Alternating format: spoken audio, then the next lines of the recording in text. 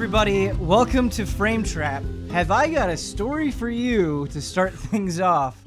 So we actually got here a couple of hours ago to record this, and we got about 5 minutes in, and there was this little power surge, and we lost all of our audio. And then we tried it again, and we got about 40 minutes in, and we lost all of our audio. We think we have everything buttoned down, so that won't happen again. But this will be the third time today that we've tried to record Frame Trap. Hopefully, fingers crossed, everything goes okay. It's been a little stressful. Third time's a charm. Third time's a charm. Hat trick. Yeah. That's what they say. That's what they say. Hat trick. Hat trick. Sitting right next to me, hoping that all goes well, is Kyle Bossman. How are you? You have an awesome The Art of Metal Gear Solid book that you were flipping at while we were trying to... Yeah, so it turns out people send us things in the mail. They do. They're over the very past generous. 3 years, and we amass them, and they just get stashed in the bookshelves of Jones's garage. Not all of them. Don't say that. Right. Because There's been a few that I've taken home. I think the story with there's this stuff one I've taken is home, there's stuff you've taken home, Damiani but yeah, a lot of stuff had stashed. this one. I think we got 2 of these. Okay. Damiani took the one he didn't have and then just left this one. I'm taking this. I'm taking this. It's just gathering dust on Jones's shelf. I'm taking this. It's a bunch of Yoji Shinkawa sketch art, like just concept art of Metal Gear Solid. I've never seen before. It's just some unseen stuff. It's incredible. Inspiring. In the in-between time, Kyle was just praising Yoji Shinkawa in a beautiful way. And Yeah. so, yeah, that makes me happy. Best You're of going to best. just take that home and appreciate it. I still have my limited edition. Maybe it's limited. It seems like a collector's item. When I saw Pacific Rim in the theater on opening weekend, Yeah. they gave out specialized Yoji Shinkawa posters for Pacific Rim. So sick. Put it up in your office, dude. Yeah, Put that up. I need to put that up. Yes. That's dope. At the end there, talking about Pacific Rim, is Michael Huber. Pacific Rim, dude. Netflix ordered that anime. Nothing. Pacific Rim anime is coming, dude. This is the third time we've attempted this podcast. Can't keep you down. You can't get me down. Just bring up dude. Pacific Rim. Yep. We're fine. Huber, I'm Getting convinced that someday, maybe 10 years from now, you will only increase in popularity and somebody will make something like a movie Yeah. and they'll only show it to you and you'll just start telling everybody how amazing it is and no one can find it. It'll just be this one thing that Huber hypes up that he thinks is widely available. Like that Wu-Tang album. What? Like that Wu-Tang album. Yeah. You're the only one that gets it. Yeah. Yes. Yeah. Just a little movie just for Huber. I'm going to be moderating through this. Hopefully we get through just fine. Ben Moore here. In order to keep the conversation fresh, because it's hard to just kind of relaunch into exactly what you were talking about and have it feel real, I guess, we're going to mix things up. We're going to do a bold move today by starting with the HOTTAKE! The first HOTTAKE of 2019. And I wanted the first HOTTAKE of 2019 to be special. I wanted it to be fun. I've come up with a game that I hope accomplishes both of those things, and I've called it Ticket to Fly. Ooh. Yeah. Each of us has 2 Pokemon cards, and I want to start this HOTTAKE by letting the audience know which 2 Pokemon cards you have. I have Arcanine and Voltorb. And I was able to pick. You were because able to I have Farfetch'd and Coughing. I intentionally put the Farfetch'd in, knowing that Kyle would pick it. Dude, you got coughing? Yeah, I love Coughing. It's my first ever card. Do you want to swap? I'll No, trade it's with okay, you. it's We can do a classic TCG trade. Absolutely, you can. I'll do it for Tangela. Coughing No for Tangela. way, dude. No way. The Tangela that Huber has is the only shiny card of the bunch.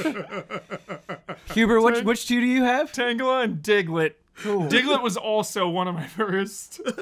Now, I can remember going to my friend's house who was very wealthy, had all of everything, you know, Yeah. anything you wanted, this friend had like a trampoline in his backyard when those were big. Did you ever tell him must be nice?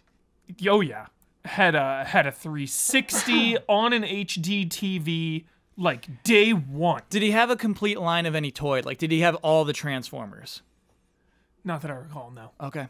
Had like a supercomputer, was running Crisis on day one. You know, just crazy. I remember first getting Crisis and like that being a really depressing day where it didn't work. It just like chugged, and you just wanted it to. You knew that it was just out of your reach. But then I felt better 10 years later when I had a way better than computer than you needed for it, and it still chugged because it was just poorly optimized. It's not your fault. But I can remember going to his house and saying, "Yo, just give me a Pokemon card you don't want anymore. Like, give me an extra. Like, anything. I'll take anything. Whatever you don't want." Gave me a coughing. Oh, he didn't want it. Wow. I want to make a fantasy story about that, where you just like go to this rich castle and beg for Pokemon cards. That's how the Pokemon game should start. Yeah. You should ask, instead of a professor giving you your starter, just some rich kid. It should be a rich kid who's just got a bunch of them. Please, just anyone. Any I just want a Pokemon, and it just hands you a coughing. You just begin your adventure. Yeah. That would be really funny. I feel like you could tell that he would be an evil rich kid if he gave you an energy card or something. Dude, but then he could come back as the final boss or something, dude. This is a good rival. Full circle. Oh, there's a whole game here. Dude, I like it. I really like it because he starts getting jealous of how good you are. Pokemon TCG 3 on Switch. He gives you the throwaway Pokemon. Yeah. Then you build a bond with that one. Yeah. You build your whole deck around it. And you team up. Yeah. It'd be cool if the Pokemon he gives you, like, there's a random selection from a pool. Yeah. So every time you play, it's different. That's cool. For the HOTTAKE today, I think it was hard doing something that wasn't capturing the spirit of where we are right now, where it's all hope and speculation, where we know just enough about 2019 and video games to be wide-eyed, but not so much that we'll do anything super smart. This is me looking into January. To listeners, he's drooling. just saliva dribbling down the chin. More aspects of this game will be revealed as we do it. Oh, that's fun. Okay. But to start out, what you need to know is I have a list of 2019 games. I obviously didn't include everything, but I tried to get a good selection of stuff that I thought we would personally care about or have a chance of caring about.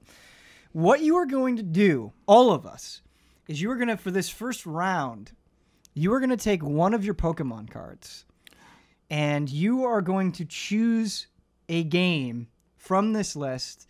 None of us can choose the same game. Okay, so once it's been chosen, that's off the table. You are going to say your Pokemon's name gives, let's say, Kingdom Hearts 3 a ticket to ride. Fly. Ticket to Fly, yes, sorry. Ticket to Fly, not ride. Not the game or song. And then what you have to do is the Ticket to Fly means that this is a game based on what you know right now you think will be an excellent game of 2019. You think it's going to be so good that by the time we get to December 2019, it will survive the gauntlet. Okay. It will be in our Game of the Year discussions. It will be in our hearts. It will persevere. And you have to tell us why. And you can't just be like, because it's Kingdom Hearts 3. You can't do that.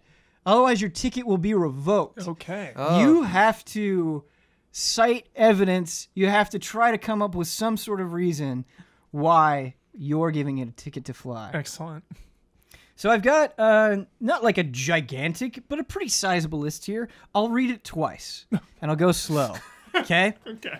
And whoever wants to jump out with a ticket to fly first, wait until I read the list twice. Okay. And make sure you're really happy with your choice. All right, so on the list, the options for Ticket to Fly: Kingdom Hearts 3, Resident Evil 2 Remake. Ticket to Fly. Coughing gives Resident Evil 2 Remake a ticket to fly. You have to wait until the list is read. You said jump in anytime you want. I feel like I said... Oh, you said, wait, you said, let me read it twice. Yeah. It might have been a little confusing. Admittedly, on my part, it might have been a little confusing. Okay. I thought this would happen. Yeah. Okay. I thought this would happen. I was like, but yes, I'm going to be good this time. All right. I'm not going to go Okay, out. All right, hold this twice. Hold this twice. Got it. You know what? Here we go. What's up for this HOTTAKE, dude? All right. Starting again. Gonna read it twice, all the way through. Still got my hands on that coughing. Kingdom Hearts 3, Resident Evil 2 Remake, Pokemon 2019. These are not all necessarily confirmed to come out. That's part of your That's argument. part of the fun, yeah. Pokemon 2019, Metroid Prime 4, Devil May Cry 5, Anthem, Sekiro, Shenmue 3, Bayonetta 3, Fire Emblem Three Houses, Last of Us 2, Mortal Kombat 11, Ghost of Tsushima, Doom Eternal, and Gears of War 5. Jeez. Again, we've got Kingdom Hearts 3, Resident Evil 2 Remake, Pokemon 2019, and before I continue, I messed up the rules to my own game, and so I want to this first round, with a single card, you get to pick 2 games. You get to pick 2 games. Do I get to do them consecutively, or does like I have to give Huber a turn? You can do them consecutively. You can snatch those up. All right. So we left Metroid Prime 4, Devil May Cry 5, Anthem, Sekiro, Shenmue 3, Bayonetta 3, Fire Emblem Three Houses, Last of Us 2, Mortal Kombat 11, Ghost of Tsushima, Doom Eternal, Gears of War 5. Coffin gives Ghost of Tsushima a ticket to fly. Coffin gives Resident Evil 2 Remake ticket to fly. All right. Those are off the table. Okay. They cannot be eligible for the tickets. Okay. Okay. Ghost of Tsushima. Yep. And I'm going to attribute these to you. Yep.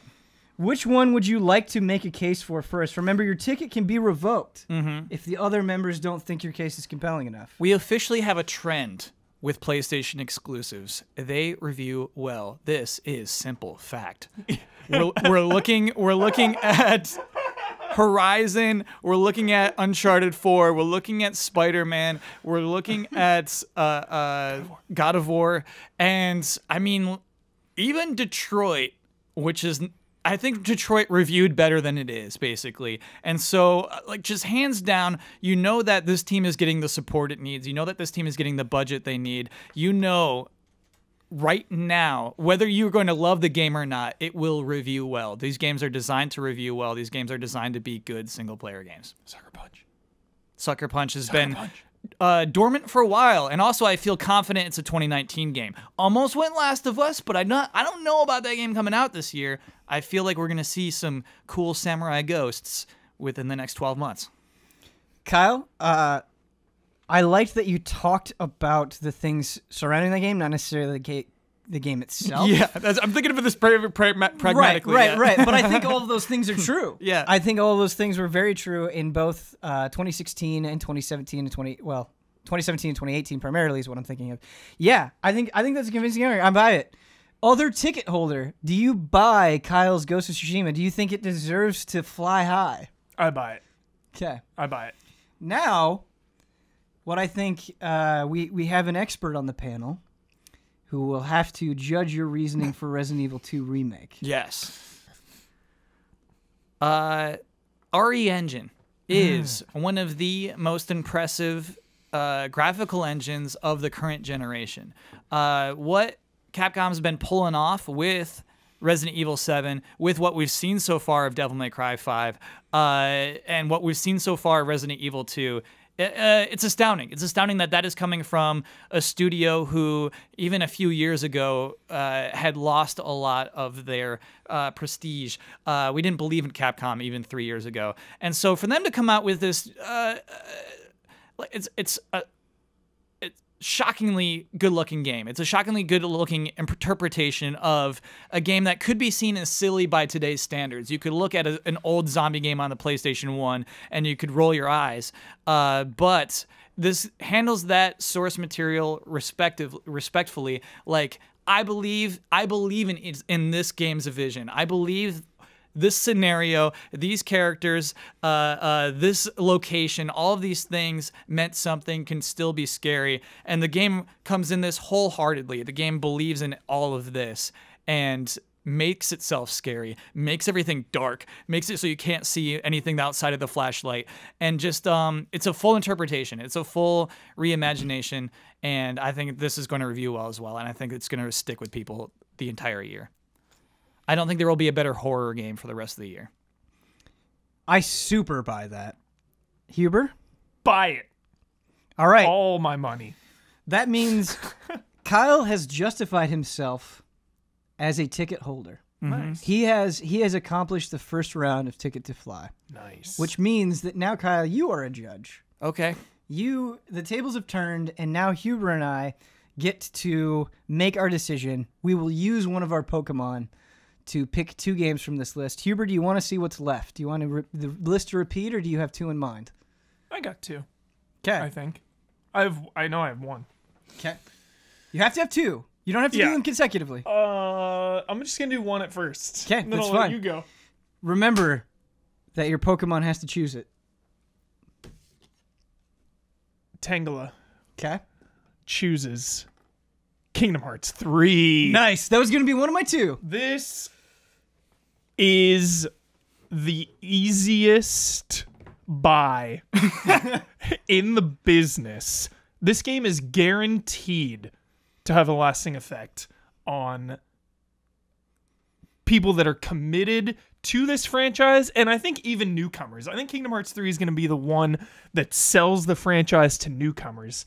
And the reason I'm so convinced about this game is because, 1, it's the culmination. We've been waiting a really, really long time, some more than others.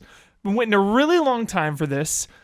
All the pieces are in place. Coming back and going through this franchise and seeing where it was left off in Dream Drop Distance is so hype.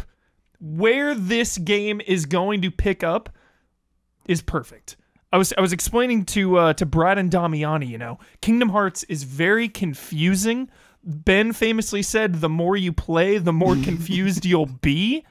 I think Dream Drop Distance did a wonderful job of kind of setting it up in a neat, easy to follow way. Light versus dark, 7 versus 13, let's go. And Fragmentary Passage is one of the best prologues I've ever played. I've never been so hyped to use magic. Some of the sickest magic I've used in video games. Busting out those spells. My screen shakes. My speakers shake.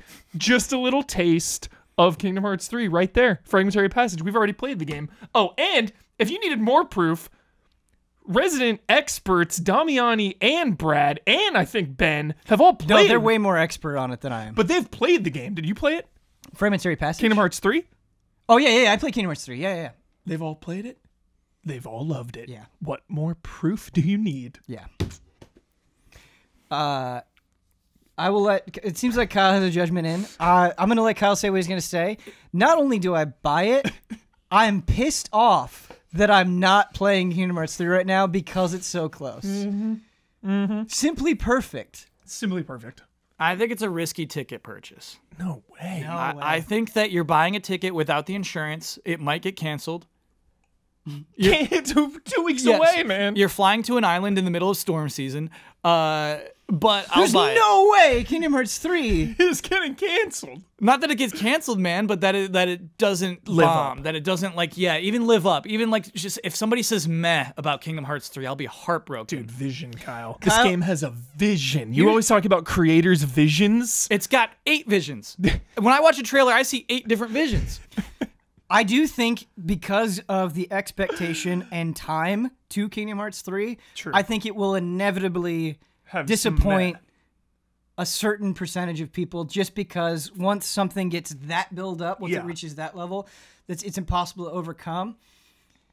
Based on what I've seen, I don't think I'm personally going to be disappointed, which is a very different thing. I have a controller in my house that I'm waiting for Kingdom Hearts 3 to crack open. Dude, yes. It's it's like some sort of like the 500 anniversary, like they were excited that they sold 500 million or something like that. I forget what it was, but it's like this cool like blue with like gold trim on it. It's the coolest controller I've ever seen, and I can't crack it open yet. Till Kingdom Hearts 3 comes out. So you are going to settle on... I'm going to let him do it. I'm just saying, you're buying a ticket during storm season. It's risky. Okay. It's a risky purchase. It is. I agree with you, actually. Sure. It is. I'm going to do my 2 games consecutively. I'm choosing Voltorb to give a ticket to fly to 2 games that it makes perfect sense to choose Voltorb because they're electric. Ooh. Devil May Cry 5 and Doom Eternal. Fair. Okay? Let me tell you about Devil May Cry 5. Mm-hmm. I was excited from the get-go. I enjoy the Devil May Cry games. I'm not a great Devil May Cry player, but I enjoy playing them and learning and getting better and just kind of basking in the ridiculousness of Devil May Cry 5. or in Devil May Cry. It's been forever since Devil May Cry 4. It's even been forever since DMC. True, that was a long time ago. I've played Devil May Cry 5. I've played the demo. And much like Kingdom Hearts 3, it was almost an identical experience where it felt like, oh, they just did everything I wanted. It was so reassuring getting to play it. You have so much of all of the moves that you had with Nero from Devil May Cry 4, but the Devil Breakers themselves, the fact that they're this resource that you have, they're this expense that you have to pay, where it's not like you need to cycle through them. You gather them, you use what you have, you choose when to cash them in. That, on top of the already pristine Devil May Cry 4 base, makes it so good. And if you're somebody that, like, maybe doesn't care, I guess, like, you don't necessarily play it to fret about the combat. Like, you do the combat, but it's not your favorite thing. It's not something you want to dig into. You play it for the story. You play it for the moments. Devil May Cry 5 has moments. Just that first boss fight where you start outside. You have this giant creature who shoots things out of his chest, who crashes through this like giant chapel, and you're fighting inside, and then you break out of that chapel and you're in a ruined area and you can like parry his fireballs back at him. It's one boss fight. It is the boss fight that they're willing to show in the demo. How insane is it going to be in the full game? And it's going to be awesome. I'm buying it. I'm buying it. That's a that's a Monday night 9 p.m. buy. I don't think it's going to disappoint people. I think people are going to be very into it. Yep. I think it'll sell less than 4 still. And I think that's going to be disappointing, but I think it'll be a success. No. It will be friendly wager time. It will be. It's a new year. Let's do some bets. No. Come on. It will be the fastest selling Devil May Cry in franchise history. Period. Hubert, So it will be. I was not the hype is so real for that game right now. I was not expecting Monster Hunter World to sell the numbers that it did, but I think Monster Hunter World removes the mental stigma of, oh, you've got to, like, that nobody could even be confused into thinking that they had to play everything else. True. It was a jumping on point for everybody. I'm worried, obviously because it's continuing the story and there's a 5 at the end of the name, that people are going to be like, wait a minute, I haven't played the other ones. You're right. Do I need to get here? I'm taking the friendly wager.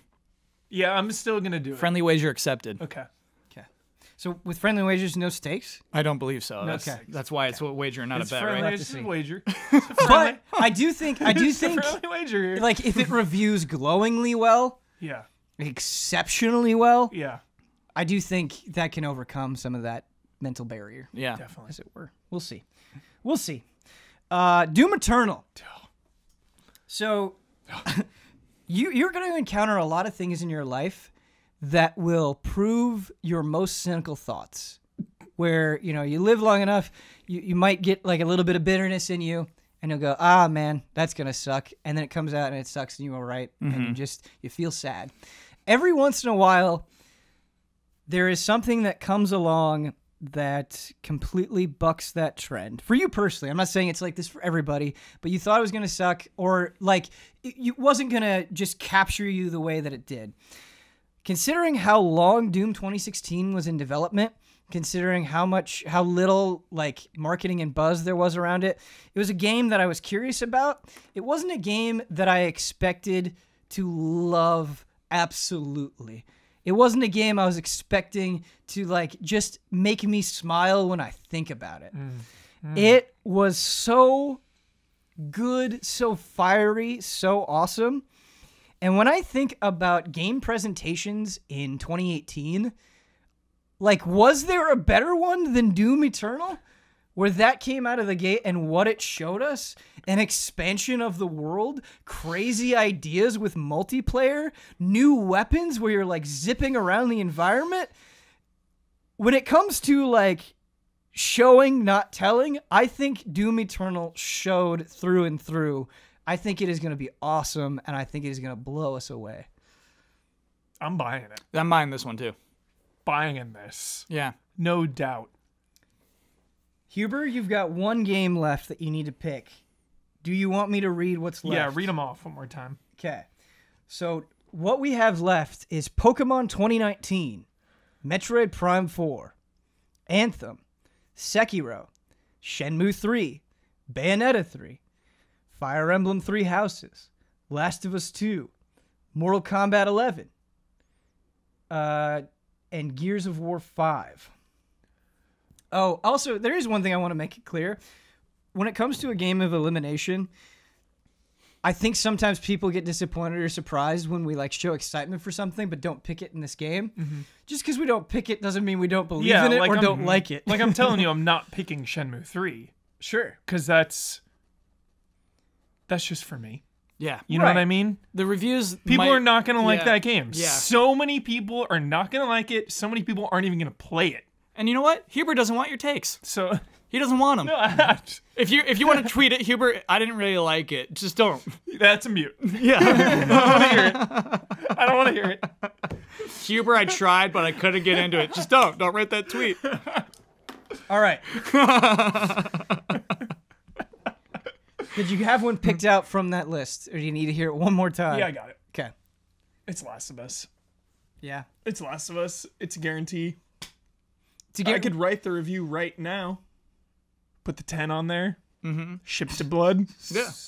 Send Jones just some trailers. Mm-hmm. You know, that gameplay. We could milk a review with that. Those trailers that have been released. We publish a Last of Us 2 review right now, straight face. Yeah. Druckmann's done it again. I am just so convinced. And the reason I'm convinced is because...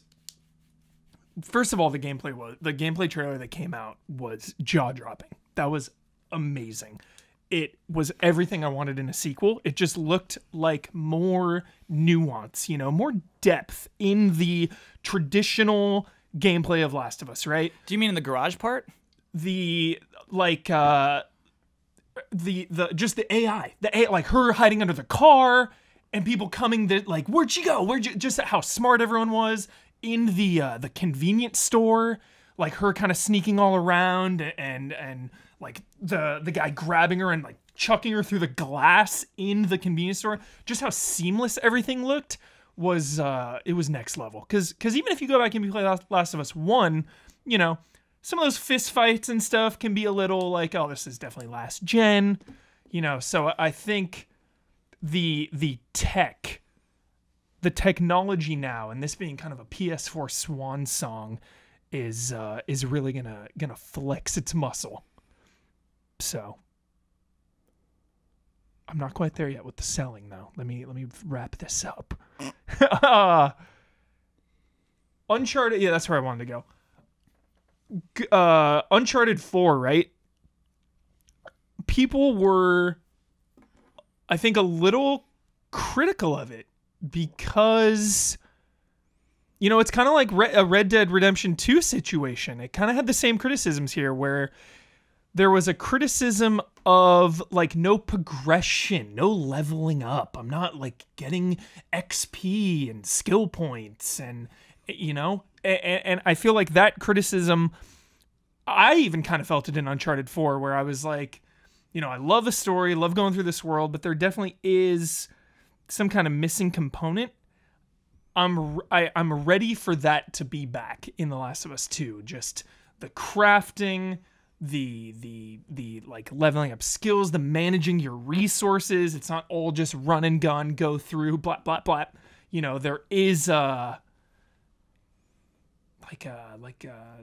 that word I'm looking for? It's like urgency. There's an urgency to it, whereas Uncharted 4 is like, get to an encounter, you blast your way through. You either live or die, go back to a checkpoint.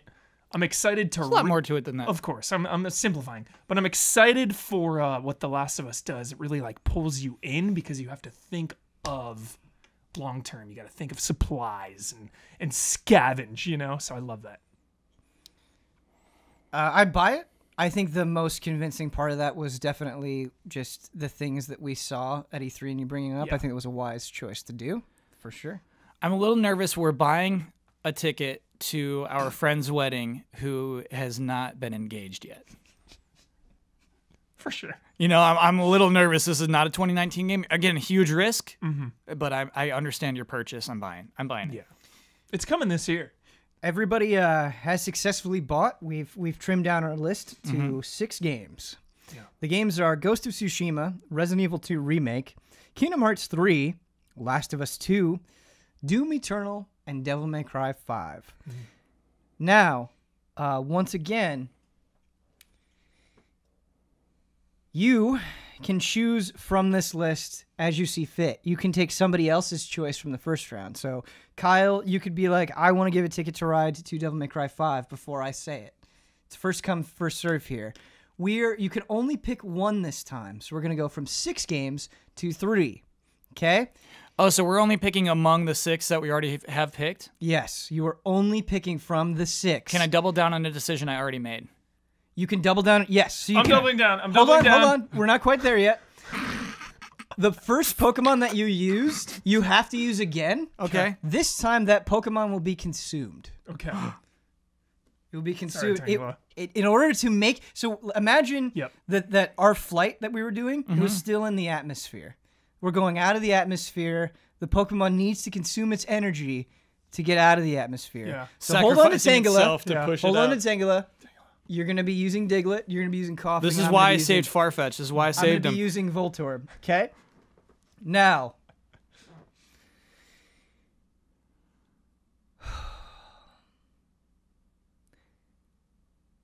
Begin. Koffing doubles down on Ghost of Tsushima.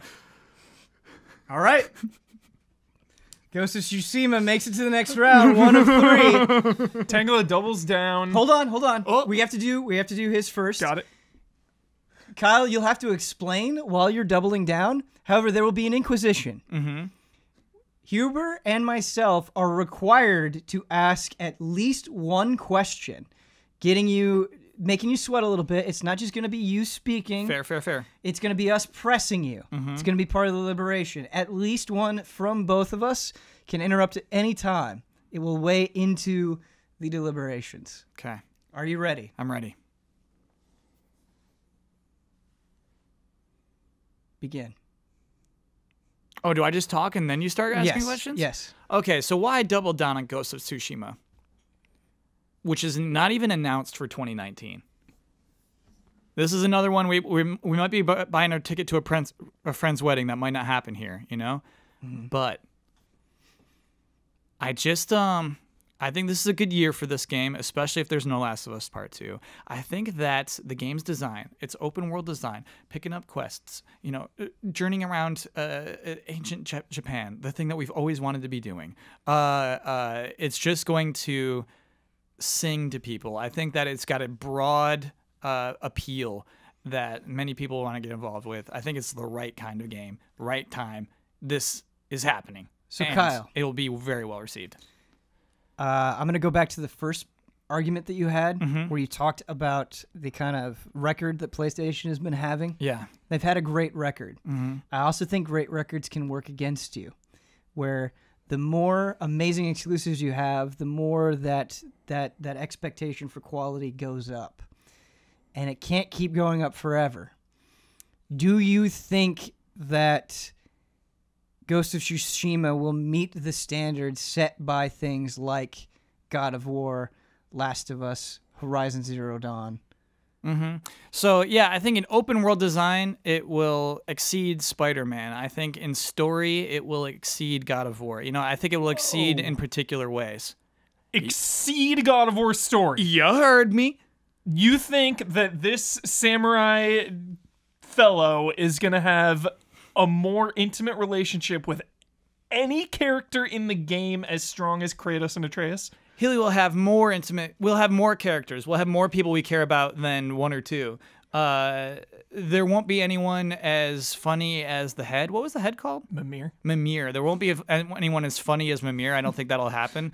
But I do. I think this will have a more complete story. You know, I think that God of War benefits from the old games big time. That character clearly has a history, and so there will be a lot to discover early on in this game. But yeah, I think it'll. So what I meant to say is, Ben, you're right. Those things can work against it, and it's kind of how like Huber was talking about Uncharted 4, that The Last of Us was working against Uncharted 4. They do. Success works against those games, but I think this one will exceed those in particular ways enough to make it an interesting game on its own. What have you seen from the game, or what have you seen from other sources that makes you believe the story is going to resonate that much? Best reveal trailer. I have faith in a reveal trailer. I have faith in a premise, a strong premise, and this game has that.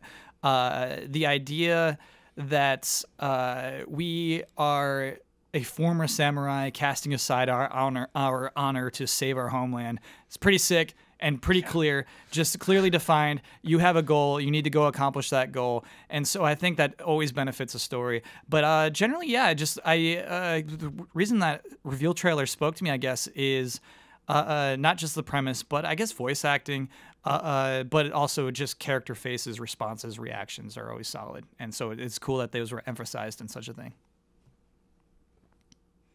I buy it. I buy it. I think he handled the questions well. Hubert, do you have any more? You are free to ask more questions. No. I'm worried about the only thing that I don't want to say worried, because I'm really not worried about this game. I want to know more about like the open combat, like when there's like when it's not just one-on-one. Yeah. And if it's cool, if it's strong enough. You know, because I think the duels are going to be amazing. Yeah. But it's like, what happens when there's like 4 samurais running at me? Is it just like hack and slash Batman Arkham, or what's going on here? Yeah. I hope it's 4 max, dude. Yeah.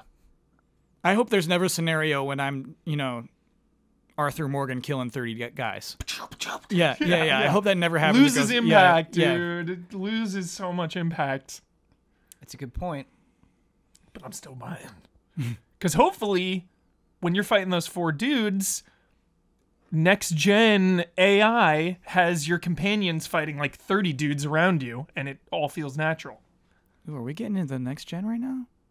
Dude, we're right there. Are you ready to dabble into that conversation? We are right there. Because I'm about to buy. If you're gonna tack on next-gen, I'm about to buy what you're about to sell. Are you saying Ghost of Tsushima is? No. Okay. I'm just saying that like.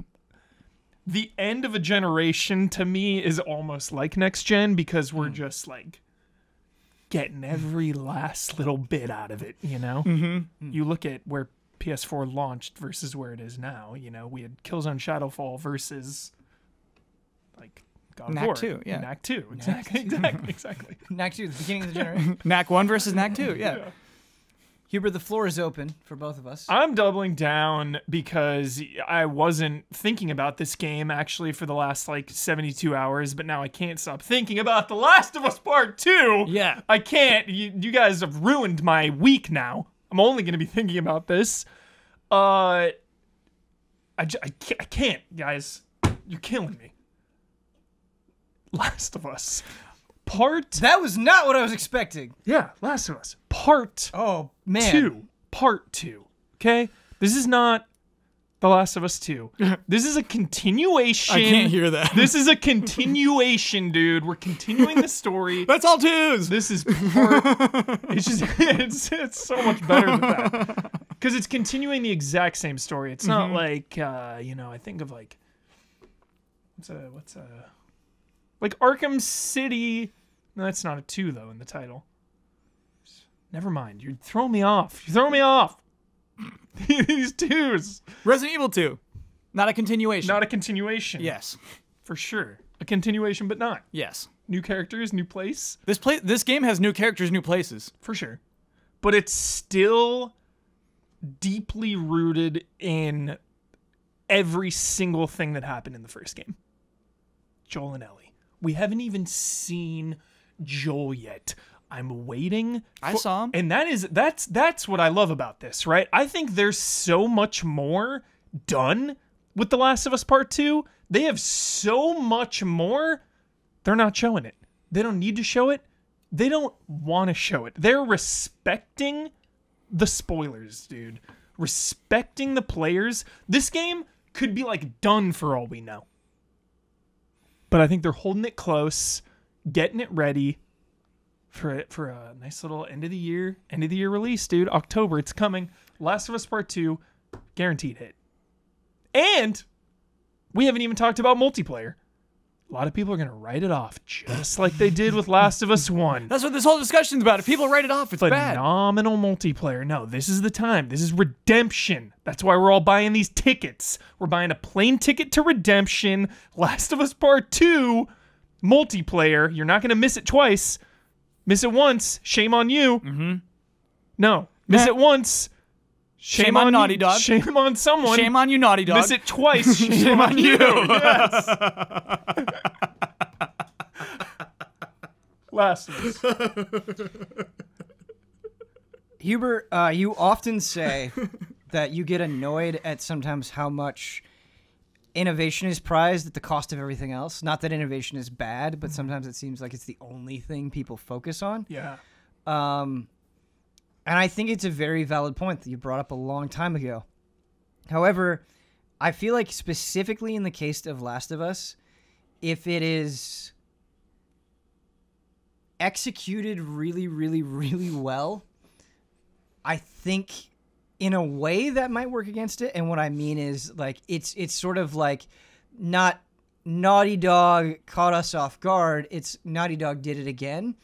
And I just think for the general public, and I'm not saying that this is a good thing, but I just think for the general public, I think more of the same never resonates as well as, like, this is a big shakeup. We've completely changed everything.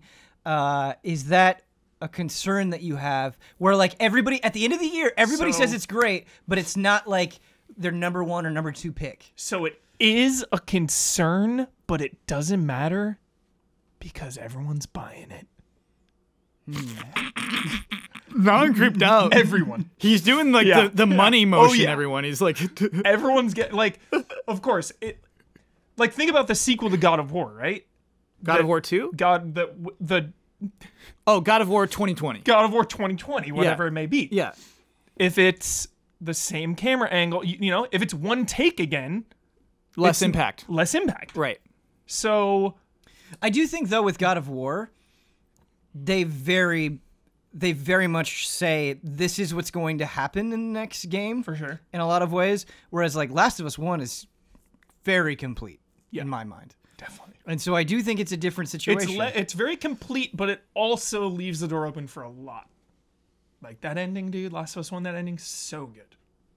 It's one of my favorite endings. It's very good. So that is why I am convinced Last of Us Part 2. And they even said, you know, I feel like I'm an optimist. I don't think people are really trying to pull one over, you know? I believe in Naughty Dog. So in my mind, I don't think Naughty Dog is saying, hey, let's make a sequel on this huge game so we can sell some copies and make bank. No. They're making this game because they are passionate about it, because they have something to say, because they have a story to tell. And that excites me. Like, this is not just some, hey, let's make a character, or let's make another thing because we have these characters, these, like, Sony mascots, Joel and Ellie. It's like, no, they have something to say with these characters, and I'm just ready to listen. I find Naughty Dog games to be pretentious. A lot of them I just figure, like, not enough gameplay. You might as well be a movie. So how do you respond to that when it's just the core gameplay of Naughty Dog games is so bland? There's not much to it. It's very simple, very easy, practically walking simulators. Uncharted 4 is some of the best action encounters in video game history. Every scenario in that game, coming into, like, ruined areas, you got, like, snipers in the back, dudes in the tall grass, swing points to kind of swing around and stealth a bunch of guys and get in a position to where you can attack the main area. There's so many different types of combat encounters in Uncharted 4. It just wows me and amazes me the entire way through. You can stealth or go guns blazing. With Last of Us Part 2, that is going to be amplified even more so. It's just going to be all cutscenes. Because you're so vulnerable. Too much story. Give me that story. Just give me it. There's so much gameplay, though. When people say, oh, it's just a movie, it's not, though. It's really not, because you're still playing it. Period. Like that argument, there is no argument. Because you're still playing a video game at the end of the day, you know? For as many cutscenes as there are, you know, you can watch a Yakuza cutscene for an hour, play for 10 minutes, watch another 40-minute cutscene. You're still playing. It's still a video game. Metal Gear Solid is still a video game. There's so many cutscenes, but it is still a video game because you are Solid Snake going through, triggering those cutscenes, taking out those genome soldiers. Uneasy alliance with Gray Fox. Same with Last of Us.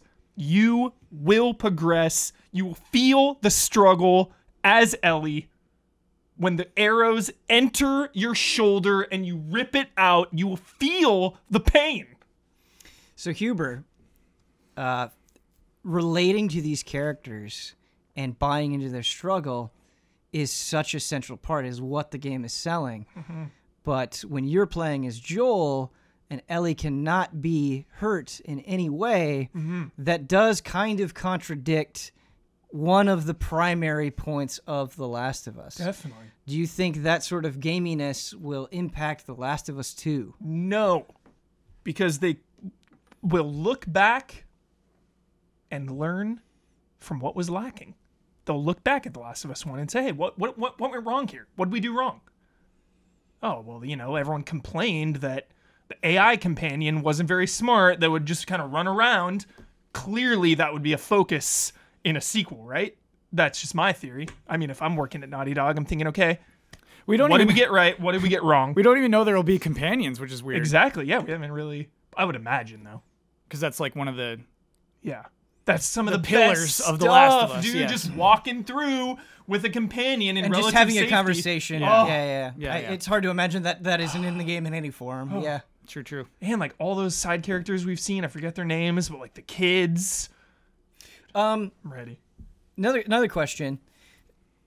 So for me, I feel like a lot of times, and this is true on a lot of things, where you have a world that is mysterious, where like something terrible has happened, and you get tidbits of answers, but then in sequels they just keep explaining and keep explaining and keep explaining things, and it becomes over-explained, and it doesn't feel mysterious anymore, and it doesn't feel special, and it doesn't feel dangerous. With this being a sequel, do you think that maybe that is a worry of what will happen? Will they'll go into character histories or organization histories or just event histories in such a way where it'll be over-explained and it won't feel as mysterious and threatening anymore? Not a fear. In Naughty Dog, I trust. In their writing, I trust. You know, coming off of their last game, Uncharted 4 and Lost Legacy, so well written, so well acted. Like every cutscene, dude. Chloe Frazier, dude. Nadine Ross. Get out of here with these 10 out of 10 characters. Like, Joel and Ellie, dude, I'm ready. Like, make me weep, dude. I'm ready. My tear ducts are wide open, Naughty Dog. Wide open. Not concerned. Also, I'd want just a little more, you know? Kind of like Resident Evil 2. It can be a hard scale to balance, though. What's up? It can be a hard scale to balance. Definitely. Yeah, you know, if they start taking the deep dive into, like, the origins of the virus, so it was actually this mad scientist doing, like, you know, you could easily go down some crazy rabbit hole, but I don't think they will. No evidence yet. I don't think there will be origins of the virus. Or if there are origins, it'll just be, like, nature, dude. It happened. Mm-hmm. Do you have any other questions, Kyle? I'm good. In fact, I'm buying in. I'll buy in as well. Nice. That was a long inquisition, so well done, Huber, on fending it off. It feels like Hall of Greats sometimes where, like, you know you're buying it or you know it's getting your vote, but, like, you have to try. You got to prod. Yeah. You got to burn that Tangela, though. Tangela's gone. No. Tangela's safe. It's the same Pokemon again. So you use. Okay. Oh, did you use Tangela last time? Or did you use Diglett? I used Tangela the whole time so far. Okay. Yep. So you burn Tangela. So he's here. Sure. Yep. We can put it there. Okay. I'm burning a Voltorb for Devil May Cry 5. Nice. I'm kind of putting all my chips on Devil May Cry 5. You are putting all your chips on I am. In your entire life, Ben, I feel like your general well-being. Yeah, everything rests on Devil May Cry 5. I am for a lot of reasons, and I'm happy to get into all of them or most of them, but I think the reason that I haven't brought up yet, that to me is very important for many games, is when you believe in the creator, I think that gives you a level of confidence that you don't otherwise get. Yep. And I believe in Itsuno, I think that man, as far as like things that have come out of Capcom, for me personally, he has been responsible for some of the best stuff. Even something like Dragon's Dogma, which I don't like, is not the most widely appreciated game. It was an exciting game. It was a game where I felt like anything could happen. It was a game where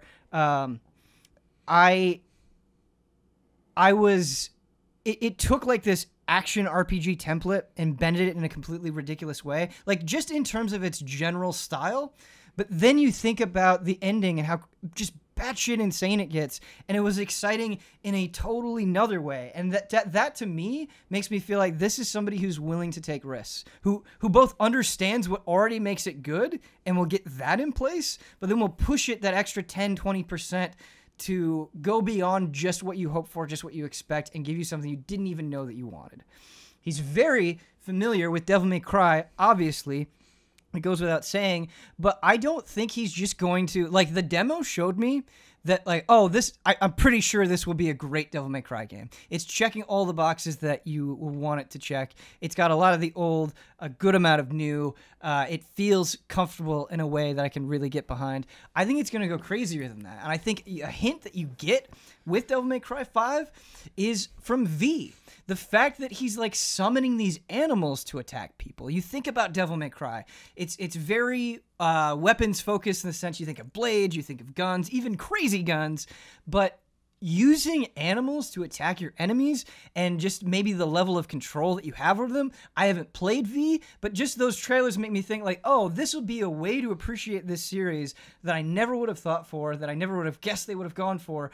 And I bet it's going to be really cool, while I also get Dante and Nero at the same time. I also think sometimes that the industry really still needs games like this, where, like, yes, there is progression in Devil May Cry. Yes, you upgrade things, you collect a resource, you spend points, but it is an action game where it's not really about the skill tree. It's not really about checking off all of these side quests. It's about taking something complex and getting better at it. It is not just an expansion of time. It is also an expansion of effort. And I think the world still needs that, where it's not you can just outstat things, you have to outskill them. You're not going to get through this boss just because you have this cool thing. You have to understand the game to a certain level, and you have to push yourself, and you have to overcome it. And I think that is still really valuable. And I think if you combine that with an awesome story, with a great cast of characters, you're going to have a game where, like, no, I don't think Devil May Cry 5 is going to necessarily sell better than maybe any of these other games. Going all the way. But I think as far as what will be remembered, what will create an impact, the people that do play it and fall in love with it will fall in love harder than they do anything else this year. It will create a bond because of that effort that you have to go through to understand it, to overcome it, and to appreciate it. I'm buying. Oh, no, we got to ask questions. Okay. Yep. What about that skill ceiling, Ben? I feel like a lot of people will be turned off by the difficulty of this game. Yeah. Put it on easy. You're right. That, like, it's not a very good answer, but that would be my answer, is lowering the difficulty. But, Kyle, to expand on that a little bit, I feel like there is a certain number of people there, kind of like with fighting games, in a way. And I think fighting games have tried to make that better over time. But I think there's just a certain amount of people, like with racing games even, where it's like, I just know I'm never going to be into this. And it's okay. They're not like mad at it. They're not railing against it. They've just kind of made peace with the fact that, hey, this isn't my type of game, and they move on. And I think that's okay. I think there's so much going on that not every great game needs to be appreciated by everyone. Only thing I'm concerned about, the story. the story. So we have 4 Devil May Cry games, all out of weird chronological order. You got 3, 1, 4, 2, maybe last time I checked. In terms of timeline? Yeah, 3, 1, 4, 2? 3, 1, 4, 2 is correct. Okay. 3, 1, 4, 2. Yeah. 2 is weird. Yeah. 3, 1, 2, 5 is after 2 even. Yeah. Yeah. Yeah. End of the timeline. When I think of my favorite games of all time, it's got both. It's got the gameplay of like Devil May Cry 3, you know what I mean? Just perfection, Bayonetta, so fun going through this game. But I also need a hook. What's my hook in Devil May Cry 5? Just story-wise? In terms of story? Yeah. Why do I want to progress through this game other than mastering the combos? So here's what I will say in defense of the story in Devil May Cry. That hurt my soul, by the way. If you want to Put on a voice next time. If you want to get invested, I feel like the stories of one, I feel like the stories of all of them are actually very easy to boil down. For sure. Where Sparta. Yeah, I feel like we could just sit down and be like, okay, this is like really what happens in Devil May Cry. But 1, this is what happens in like 5, right? I want it to be the best. I want it to be I want Devil May Cry 5 to reach new heights, to be the best-selling game in this franchise, and I feel like we need some emotion. No, we need that emotional hook Here we go. to really seal the deal, to get everyone on board, to be like, yo, I promise I'm getting there. Okay. I promise I'm getting there. Okay. I feel like Devil May Cry has kind of had, not counting DMC, not because I don't like DMC, but because it's not part of this storyline. Yeah. I feel like DMC has had this transition where Devil May Cry 1, it's about Dante. It's about him dealing with his family. We don't talk about Devil May Cry 2. Devil May Cry 3, kind of seeing the origins of that character. Devil May Cry 4 is weird because Nero's struggle isn't really Dante's struggle in the same way. He doesn't care about Kyrie in the same way that Nero does. It's meant to be kind of this passing of the torch, but I think story-wise, when you split that game down in the middle, I feel like Nero is the focus, and then Dante's just kind of along for the ride. It's not that simple. I do love Nero. But I think what is happening, okay, and I'm taking a leap here, is Devil May Cry 4, like, they didn't want to completely abandon Dante. They wanted him to be around, but they also kind of wanted it to be a passing of the torch. So it was this weird in-between. I feel like Devil May Cry 5, what you're going to get is you're not going to get that schism in the same way. All 3 of these characters are going to be intensely invested equally in what's going on. And there are going to be points where they disagree with each other and they fight with each other. But all 3 of them are going to be part of the story in a major way. Do we know What's that? Do we know who the big bad is? We've, like, seen the big bad it's in the not trailers. Like dude from 2? No, Nothing I don't think there? so. I don't think so. Okay. Yeah. Got it. But I think, I hope anyway that big bad is going to play on each of them evenly, or that the way that Virgil is involved gets Nero and Dante in an equal level. What I'm saying is like the stakes are going to be there for everybody, and that it's going to be kind of this build up until they all break. And that's why I think the story is going to be more important than ever.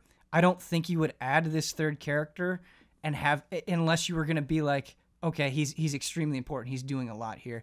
Obviously, you could throw in Devil May Cry 2 as an example of a character that you play as that is ultimately not that important.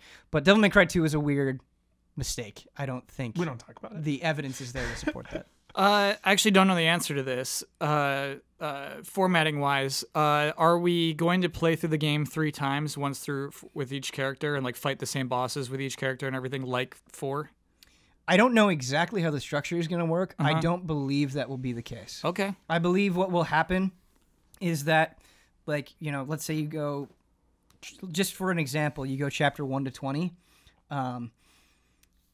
you will play as Nero for a little bit, then you'll switch off and you'll play as Dante, then you'll switch off and play as V. I don't think we'll run into... I don't think they can get away with doing the Devil May Cry 4 thing again, where you're basically doing the same game again. Yeah. I don't think that will happen. I'm buying it. Monday night, 9 o'clock. All right. What? That's like the top 10 out of 10, and Monday 9 p.m. are the best compliments I can give a game. You've digitally pre-ordered, like what you're saying. Yeah, yes. Monday 9. Digital pre-order. Unlocked, boom, in. Yep. All right. Got it. That makes sense. Monday night, 9 p.m. Here's what I'm going to do, okay? I need... It's all going to come down to chance, okay? In a way. I'm going to need your 3 remaining Pokemon. I have Arcanine left. Farfetch'd. Kyle has Farfetch'd. Diglett. Michael Huber has Diglett. Here's what we're going to do. We're going to try to keep this as fair as possible. There can only be one. Highlander. I have all of these cards face down right now. I'm not looking at them. I'm going to shuffle them. Okay, I'm just going to mix them around. Then I'm going to have Kyle face down, shuffle them. Then I'm going to have Huber face down, shuffle them. And then we are going to pick one. Okay. Whoever gets picked, you're going into battle, Kyle, with Ghost of Tsushima. Huber, you're going in with The Last of Us Part 2. I'm going in with Devil May Cry 5. Okay? Keep in mind that whoever gets picked, if you buy it, that means they're beating your game. So you have a stake in this. They have to again make an argument. We again have to make questions. It's going through this third round. If we decide not to buy it, they're out, and it becomes between 2. And we'll pick another card at random. Kyle? Okay. Shuffle again? My chance to shuffle. Yep. Kyle is not looking at them. They're underneath the table. Huber.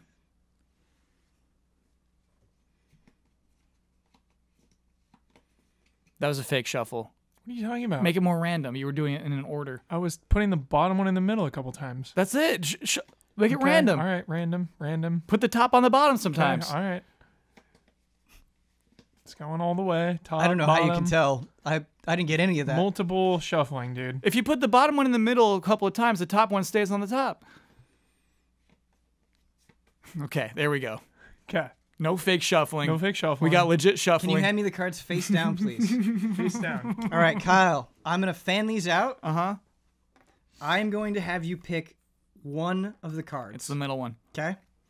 The card in the middle is Diglett. Ooh. Which means Michael Huber has to defend The Last of Us Part 2. You are saying you're more confident it will be better than Ghost of Tsushima and Devil May Cry 5. Yeah. 1 million. Here's what I need you to prove to me. Yeah. To make me believe that this is a 2019 game. Okay. That's the only thing I ask. Okay. Why is this going to be a 2019 game? Because PS5 is in 2020. It's time for the last ride. I need more. I need more evidence. I need fact-based evidence. Because there was no PSX in 2018. We would have seen another sick trailer for Last of Us Part 2. Demo, probably. Maybe, yeah. Demo, hands-on at PSX. We would have seen something big. Something substantial enough going into 2019. Then you have E3 again. You know, then they show something at E3. Hey, we're coming out in October. You know, the legendary Goaty month. So I think, dude, I really think it's further along than they want us to believe.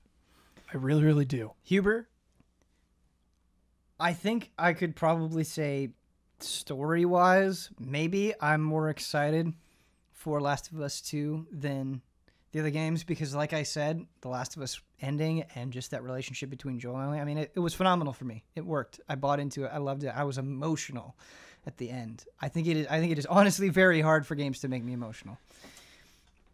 Out of these 3 games, I am the least excited to play The Last of Us 2. Really? Yeah, what I mean by that, Yeah.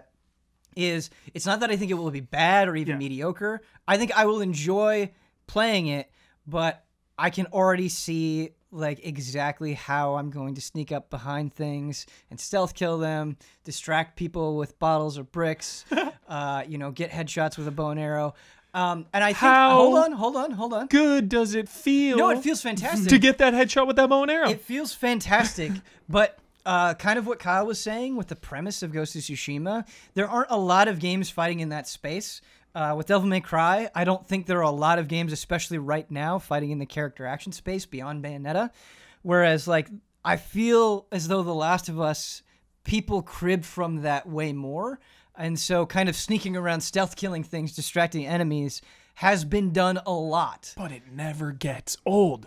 Going through a darkened building, hearing those clickers around.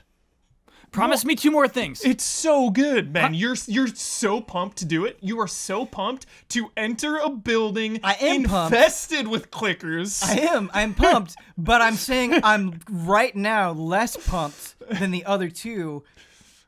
If you can tell me that that's going to be a better experience. I need 2 promises. 1, no crate pushing. Can you promise me that? You will push something in a puzzle.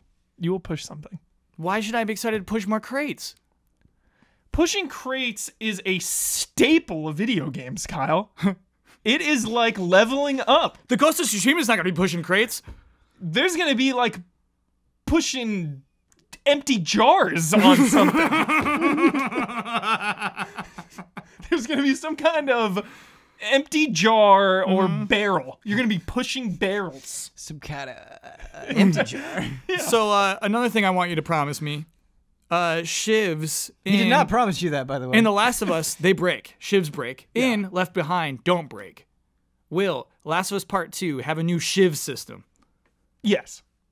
Okay. There will be a new crafting will be expanded upon. Yeah, because it was like sometimes there's just a clicker blocking a door and I don't have a shiv. That's when it sucks.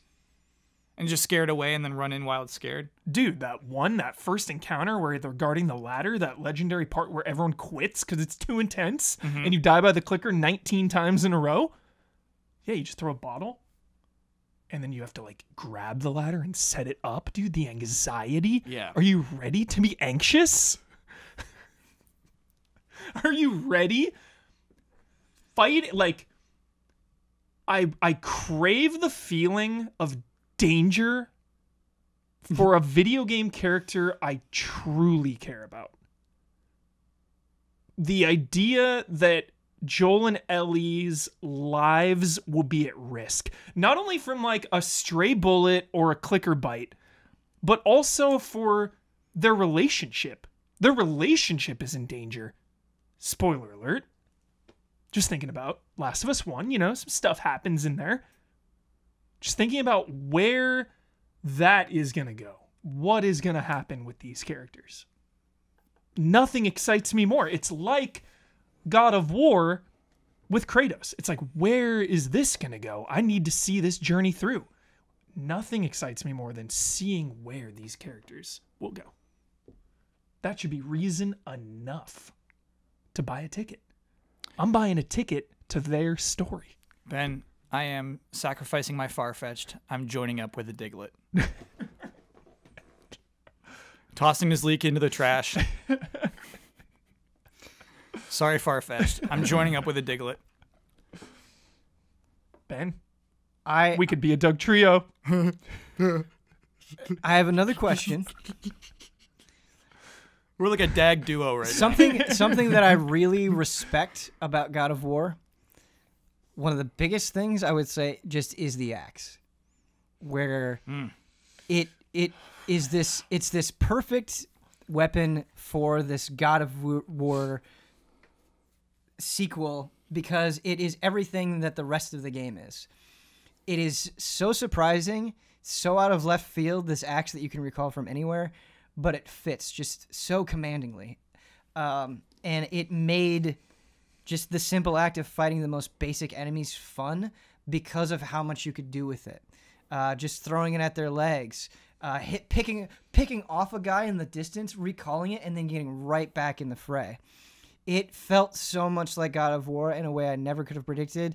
And in The Last of Us Part 2, I think I need more than just the clickers that I saw in Last of Us 1. I think I need more than just a sense of danger. Like, I need... You asked me with Devil May Cry 5, the hook. I need to know the gameplay hook of The Last of Us Part 2. Like, you're right, Huber. I'm pumped. I'm going to enjoy it. But I want to love it. I want to be awed by it. Dude, that AI, Ben. The secret weapon. The AI. Next-gen AI. Characters so seamless and real, commenting on what you do, adapting to what you do. You can't help but be like, what am I playing right now? Is it a movie? No. Come on. Another part of The Last of Us that we don't talk about, that's like one of my favorite parts, is environments and the best environments. Traversal dude. through them. The school. Yeah. Oh. You know, one of my favorite things in games is seeing something in a distance and then you're there minutes later, or, you know, sometimes an hour later. The building that's like resting on the other building. Yeah, and just then in the first part of the game, the first season. Yeah, I'm cool with that stuff. I love that. I love the environments, Ben. You have to trust this team has incredible stuff to show us. Yeah. The giraffes, dude. The giraffes. I will say... I don't want them to show it. I don't want them to do Uncharted 3 and show us the plane. Right. Hold off. I don't want that either. I swear, this game's gonna shadow drop now. I'm so convinced. Like, they're keeping it all close, dude. Just thinking about Lost Legacy, which to me was so impressive in a lot of ways. And Kyle, you really crushed it, I think, because I loved just walking around in Lost Legacy, and it's a hard thing to describe on a podcast, but things looked so good and wonderful, and how you could move through them felt so clean. Like, it was just enchanting kind of playing it. It wasn't this wildly new thing. It wasn't different, but they were operating on a level that I hadn't seen yet. I think there are games that have come out that have kind of caught up to that in a way, but at the time, it felt magical. I mean, like, sure, I've gone underwater or I've explored ruins in a bunch of other games, but I had never done it quite in that level, with that level of fidelity. Just how it all feeds in on itself, you know? Yeah. Nailing a headshot with such few bullets feels so good. All that stuff, and finding bullets. Like, when you're going through these wonderful environments, the atmosphere, and you're just picking through and you find things, it feels so good. It just feels so good to exist in this brutally harsh world, you know? It's just crazy. Because everything, what you do, everything said and everything done in The Last of Us matters. Every single thing. I'm going to sacrifice my Arcanine for The Last of Us Part 2. Nice. Doug Trio, baby. Doug Trio. We are a Doug Trio. Yes. This panel right here, Ben Moore, Kyle Bossman, Michael Huber. Michael Huber has convinced us that Last of Us Part 2 will be an excellent video game. In 2019. We have the most confidence in 2019. Yes, it will come out this year. We have more confidence in it than any other game that will come out. It's a guarantee. Guarantee. He's got me convinced. Yep. Draft your tweets. There's no doubt. Yeah. There's no doubt. Number 1, Last of Us 2 and 3, not in any particular order, but Ghost of Tsushima and Devil May Cry 5. Nice. That's their top 3. Yeah, what if Ghost of Tsushima is next year? It didn't get number 1, though. Yeah. We need Last of Us Part 2 to be 2019. It's going to be 2020, yeah. Ghost will win next year. Ghost of Tsushima will win next year. All right. That was really fun. That was almost a whole podcast. That was almost a whole podcast. We're going to continue. But that's the beauty of Frame Trap. We're only just beginning. We're going to continue this conversation. Yeah. As a squad, streaming in 2019, The Last of Us Part 2 multiplayer. I'm not going to squad up. Dude, you're squatting Come on, up. Kyle. I'll do it for one night like last time. That's okay. Fine. One solid night of fine. Last of Us multiplayer. Okay. Great time. Good. And then I'm out. As long as we get you once. Yeah. Okay. Thank you, audience, for going along with my dumb little convoluted game. I hope you enjoyed it as much as we enjoyed talking about it. The podcast is honestly just getting started. Yeah, can we save the audio? I'm a little nervous. I'm like holding my breath here. Lock in autosave? We're gonna ride it out. Oh, okay. We're gonna ride it out. Rolling the dice. It wouldn't be Frame Trap if we didn't write it out. All right, I'm so nervous. Before we get into talking about games specifically, I think rather than just jumping into more super discussion-heavy stuff, we are going to break it up with a much more lighthearted, much simpler, much quicker game. It's time for Caught in a Frame Trap. Because the HOTTAKE was so involved this time, I kept this real simple. We're doing another real or fake, where you have to tell me if the thing I give you is a real thing that actually exists or a fake thing that I made up. This time I'm doing Animal Crossing characters. Okay. Because there are so many of them. Okay? All right, before we get to the real or fake portion of Frame Trap, we've got some wonderful sponsors. We've got some exciting changes and additions to our sponsors. First, as always, the stalwart sponsor of Frame Trap, Greg the Dark Knight Kettering. Thank you, Greg. Next, we have HOTTAKE. Hi, allies. With the hype train for Final Fantasy XIV Shadowbringers pulling out of the station, I wanted to send out an invite to any allies on the Mattias server or greater Aether Data Center to join our free company or cross-world link shell. Search me up on Twitter at HOTTAKE and send me a message. Whether you're just starting out in Eorzea or have been playing for years, let's get ready for Shadowbringers together. He said that some people have already reached out to him, which is pretty cool. How do you spell HOTTAKE? HOTTAKE. It'll be on the screen, but it's Xotig. Oh, that is not what I thought. Yeah. Okay. Next, we've got JoJo's Dentco. JoJo! Denko! We're about to go to a commercial. It's like, JoJo!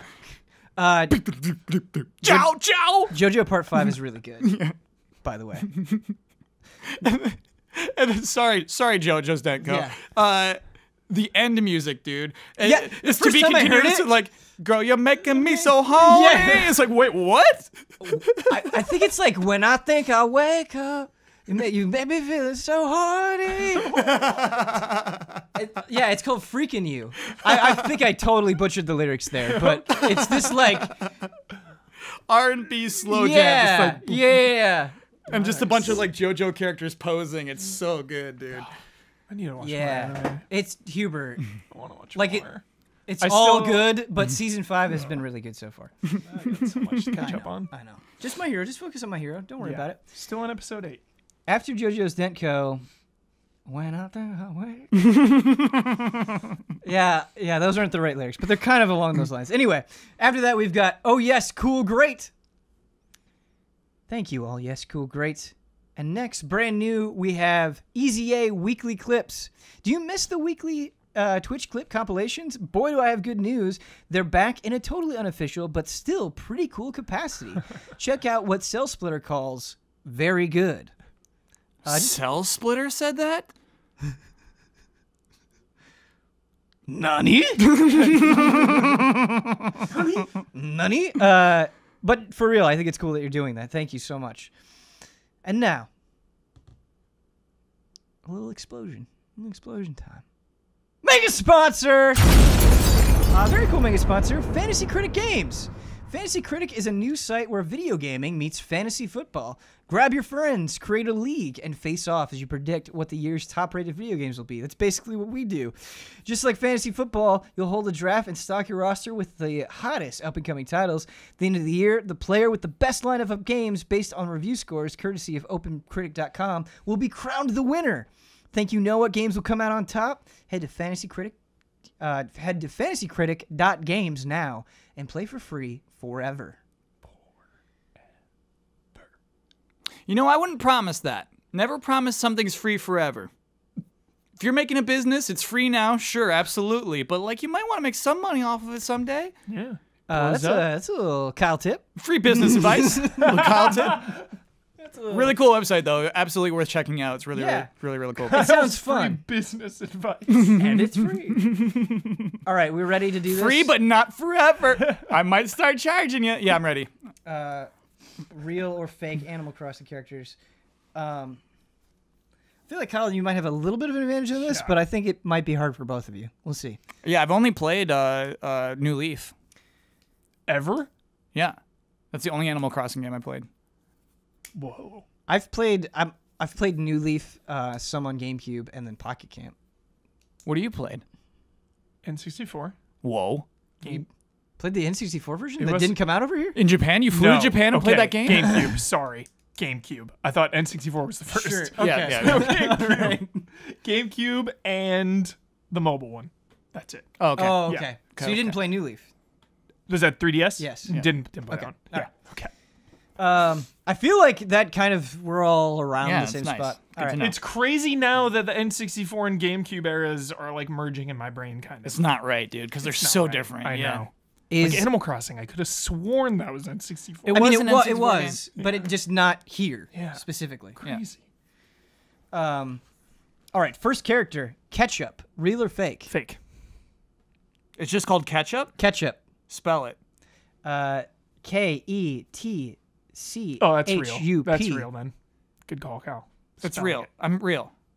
Both of you are real. You Yeah. change it to real. You're correct. It's real. Spelling, dude. Sleuthin'. Spelling bee here. Next, we have deli, like deli sandwich. Real. Also, no. If you were saying real, I'm saying fake. Okay, Huber real, Kyle fake. Yeah. We locking it in? Yeah. It's real. Oh. Huber pulls ahead. Ketchup probably works with deli. Yeah, I know. We got a theme here. Got to be careful. Next, we have mango. There's only one mango. This ain't real. Are you doing an SNL reference? Mega Oh, our sponsor, Yeah. Mango. Okay, of course.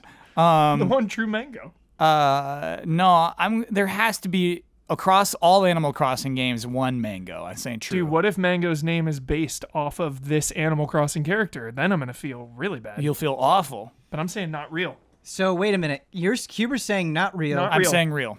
Huber wins again. It's fake. There's no mangoes? So mango, you pick up mangoes. Mangoes you can collect. Oh, wow. But I guess that'd be confusing for a mango to request a mango, and so they can't. I do mean- it. Yeah. okay. I don't know every single Animal Crossing character by any means, not even close. I'm using the Animal Crossing wiki. Sure. That is what I was referencing for this little game. I would do the same. Absolutely, yeah. All right. Elvis. Is that real, Real. or fake? Real. Kyle is right. It's real.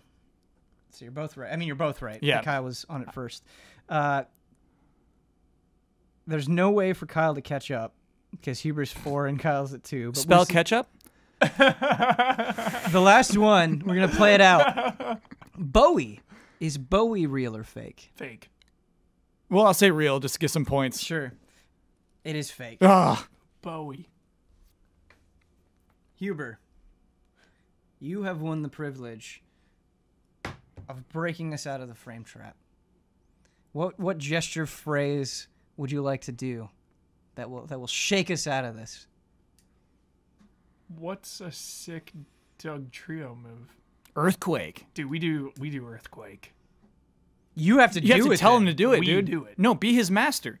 Doug Trio! Earthquake!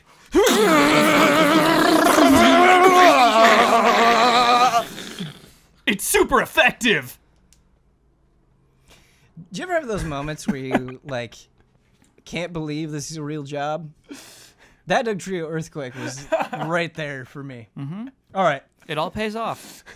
Thanks for going along with that. Don't let your mom tell you not to play Pokemon. It's all going to pay off later on.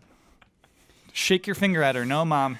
In the lost discussion that we had, in the lost bit of podcast that we did, I found out that Kyle, you just finished this game over the weekend. I just finished this game over the weekend. It took me forever to get to, but I finally got to it. I finally played through it. I want to get both of our thoughts on Valkyria Chronicles 4. Yeah. And you played. Can I do a research break at this point? Yeah, absolutely. Go for it. We're gonna keep chatting. Keep chatting. You played some of Valkyria Chronicles 1. Yeah. Stopped at the tank. Stop at the tank. Because very I was only notorious- leveling up my snipers. And I Sure. had 0 rocket launcher people. Lancers. But you saw all of Valkyria Chronicles 4, and we were saying earlier, like, man, some of those missions are pretty hard. What is it about 4 that made you want to persevere and stick with it? Well, I mean, the leveling works in this game where, like, you can catch up a unit pretty quickly. You can do skirmishes or whatever, gain some extra experience points. But basically, every single character of that class is of the same level, which I like. But, I mean, besides that, it's just... Man, it's a cool looking game. I like the aesthetic. I like the aesthetic of 1, obviously, but like I don't. Ben, sometimes something as simple as like we're also going to where it snows is like I want to go to there. Sure. Yeah. But an RPG where you're leveling up that is also a turn-based strategy game is something I'm into. You know, I'm into Fire Emblem for the same reasons. To me, it's like a 3D. It's what I would want. Three Kingdoms. Yeah. Well, no. For Fire Emblem, Three Houses. Three Houses. It's what I ideally was imagining Three Houses would look like, and it doesn't. You know. So it is. It's like a Fire Emblem game to me. It's fun turn-based strategy. Sometimes it's miserable, but generally I like leveling up units. I like getting them new weapons and new armor, and popping up into different parts of the map and using snipers and using lancers and using people with close combat, using the tanks. It's fun. There's a lot of fun to this game, I think. Did you get stuck on any bosses this time? Yes. Yeah. The Winter Witch. Yes. Dang. I know exactly. Yeah. Were you saying the first time or later on? I guess the last time I fought her, it was beastly. That was But you had hope. For me too. Had hope. Because when you fought that tank in the first game, no hope. Exactly. That's what I'm hope. talking about. So basically, they changed the way you can level up and keep your army all on the same page and stuff like that. Got it. Yeah. Very cool. I do think 4 does a better job. Like, if you've never played Valkyria Chronicles before, I feel like, especially like the first 2, maybe 3 chapters are pretty easygoing. I remember being annoyed by how often it stops you. The tutorials. Oh, yeah. Sure. That's Here's how movement works. I know.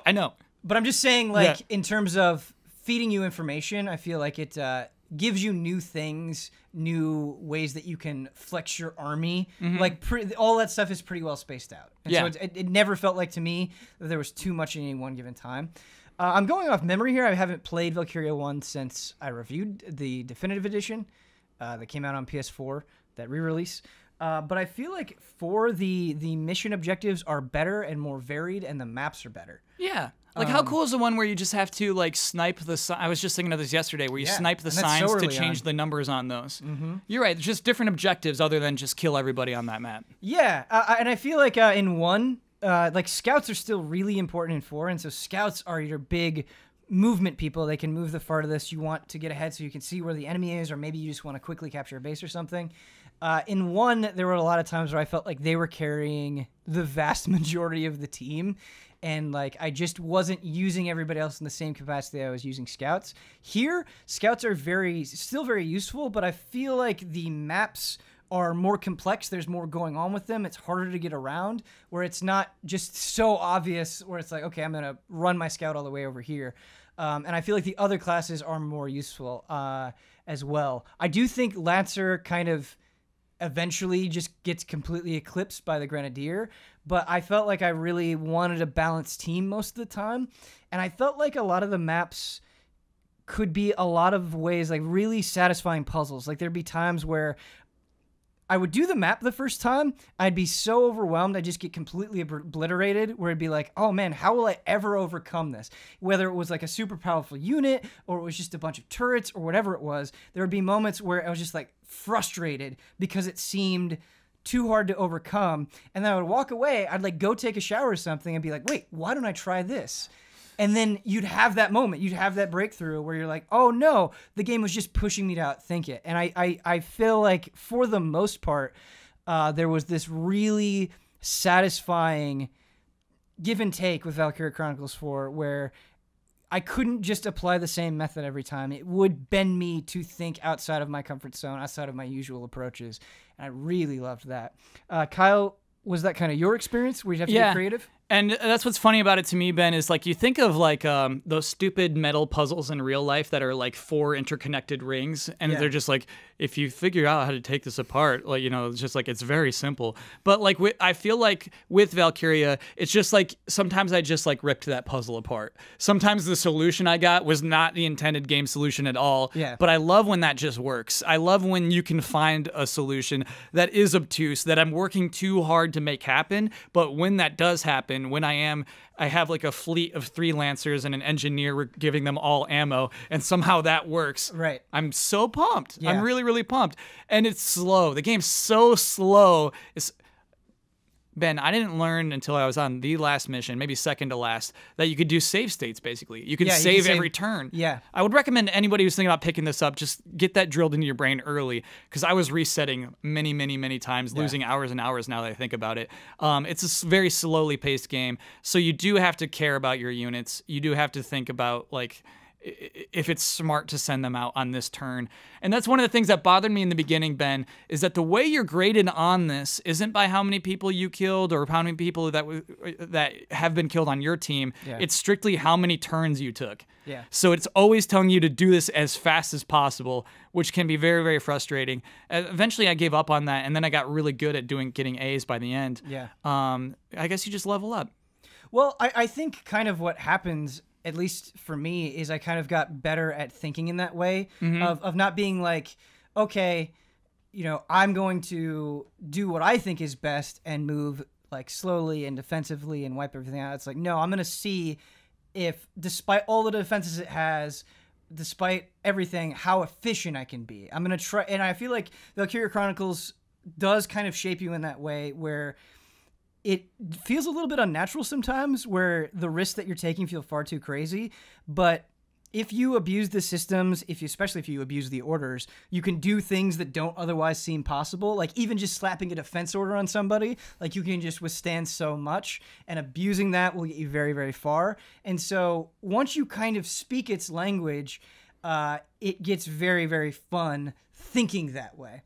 I do think a problem that Valkyria Chronicles 4 has, and Valkyria Chronicles 1 has this as well, is understanding that language can be really difficult. And if you're not willing to seek outside resources or be very patient, I can imagine it'll put a lot of people off, where like you might find out the right thing to do and you'd be like, what, really?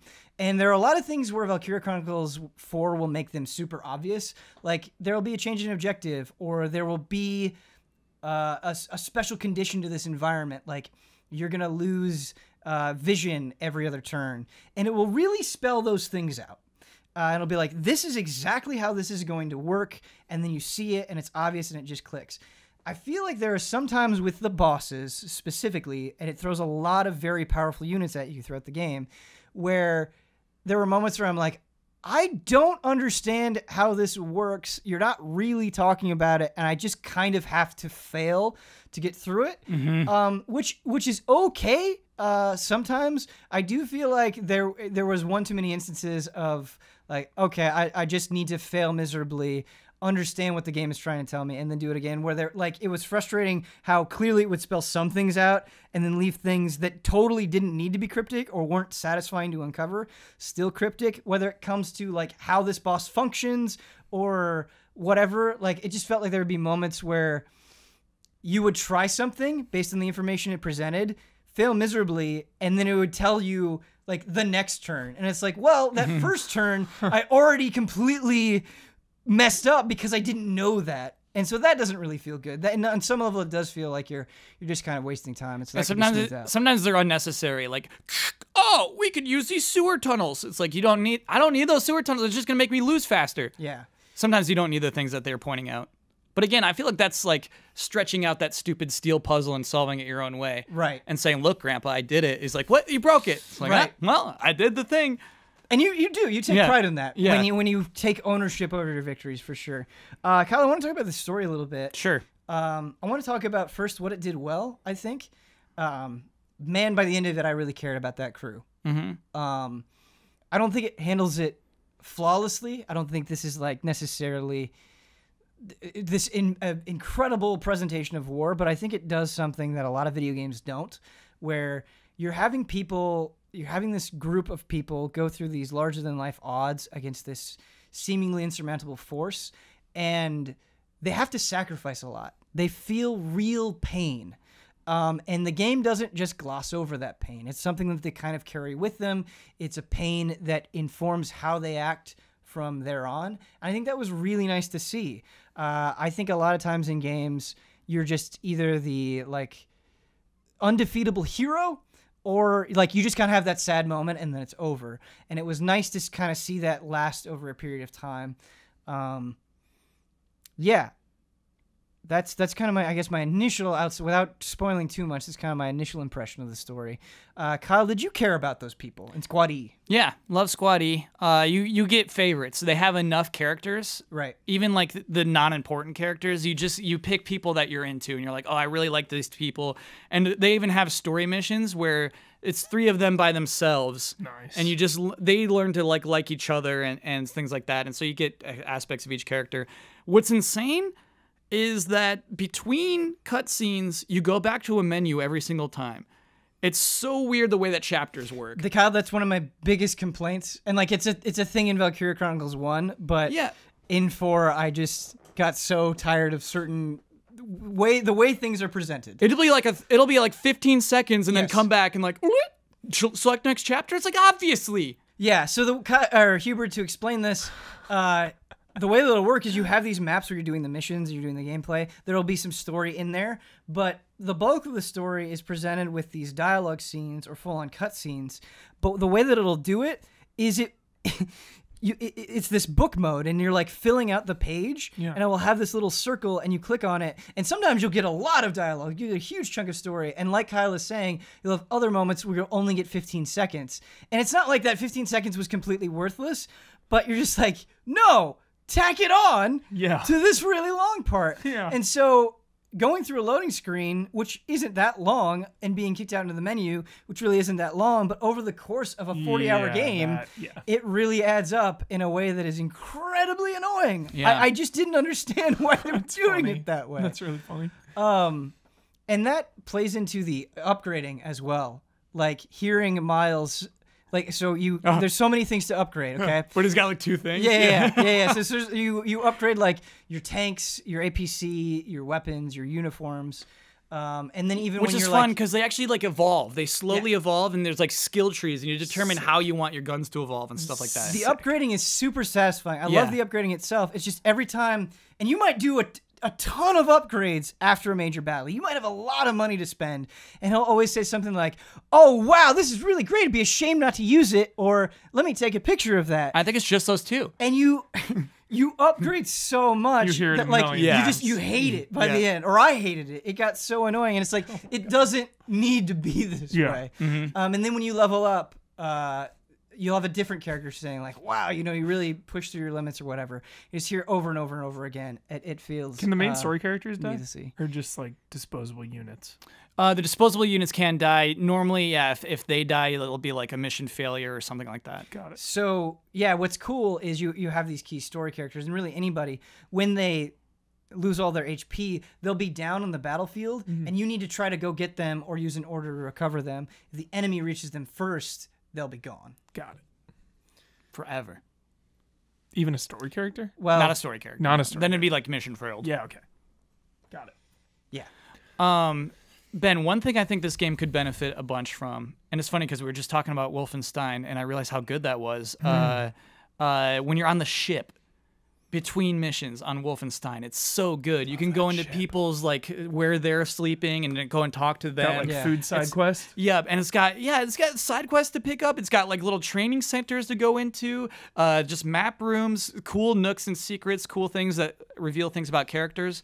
Like that would be so good in a game like this. Right. It's so weird how menu-based it is. Well, it's not weird because it's low budget. They probably spent as much money as they could on a Valkyria Chronicles. Dude, hub. But I think this game could have benefited from a hub big time. Hitman 2, dude. Give me a hub. Like that old... The offices would be cool. Yeah. Like a Hitman 2, I think. You're in like the underground bunker type thing in the monastery, and you can like put your guns on the wall. Cool. Just like a little... Love a hub. Yeah. Do you remember? I forget the game that we always talk about, the one Call of Duty we co-opt that had a Black hub. Ops 3. Dude, yeah. And we just loved our little hubs. Yep. And so we could go into our hubs and just put a little like thing on the shelf. Like, Call of Duty. It's Call so of Duty fun. having a hub rules too. Yeah, it's fun. I think both the villains in Valkyria Chronicles 1 and Valkyria Chronicles 4 are like the ultimate villains are pretty underwhelming. I'm thinking of like Belgar in 4, where they just feel a little bit less fleshed out than other characters. I do think Valkyria Chronicles 4, as Kyle was saying, deals with the larger cast a lot better. Like, I cared about the core in Valkyria Chronicles 1 a lot, but I feel like there are a ton of minor characters in Valkyria Chronicles 4 that I ended up loving. Maybe not just as much, but quite a bit. And I feel like I cared about more of my squad than I was expecting to. Another thing that I think is really great, not exclusive to Valkyria Chronicles 4, is just kind of the presentation of how things happen in the fights. Like, the sound it makes when you get a headshot, that ping, is so satisfying. And there are these traits that each of your soldiers have, and not a lot of them, but some of them are unique to them. And some of those traits are good, like you'll do more damage or you'll get increased accuracy. Some of them are bad, where you'll have the reverse happen. You'll have accuracy go down. And just hearing, like, oh, this person, like, hates being indoors. Okay, and so if you're in this close quarter mission, they're gonna be sad, and so just like that kind of thing to flesh out the characters. But when those traits trigger, when they do happen, and they're giving you a positive or a negative, the way that their face just kind of comes on screen, and they say their little quip, they say their line about why this is awesome or why this is bad. I think it really adds a lot of personality to the characters. You know, that's something that Fire Emblem always gets credit for is how much you care about the people that you're sending into battle. And I do think Valkyria Chronicles 4 crushes that, where, like, when I would lose somebody, it wasn't just, no, I'm losing my scout. It's like, oh, no, I'm losing Minerva. I really care about Minerva. And so I thought that was really cool. And yeah, I do think, like we mentioned, it'd be nice if, like, some presentation stuff or structure stuff could be changed a little bit. But man, yeah, after I finished Valkyria Chronicles 4, Kyle, I'd be really sad if we never got a Valkyria Chronicles 5. It's highly likely we won't. Yeah. I don't think this did well. I don't think it had a good year. But yeah, I'm glad they put in the effort. I'm glad they tried to make it work. Yeah. They did make it work. I'm glad they made an effort to sell it. Dude, 5 will come. V has come too. V has come too. How lame is it? I'm so disappointed in the twist of Metal Gear Solid 5 still. Oh, yeah. Don't blame them. Oh, yeah. I kind of blame Konami. Kojima. I kind of blame him a little bit. Because it's a little bit like, you'll never know what V has come to means. Like, we know what it is. You'll never guess. We guessed it. I think I'm more... Can I openly say spoilers about Metal Gear Solid 5 now? I think we can. I think it's been 3 years. If it's been years... Yeah. I just want to... Okay. You know what? Even Smash Bros. Does, I think. No, maybe they don't. But yeah, it's fine. Let it fly. Let it fly. I don't know if I'm more pissed about, like, the main twist or I'm more pissed about Volgin. Because, boy, that was terrible. It was nothing. It was nothing.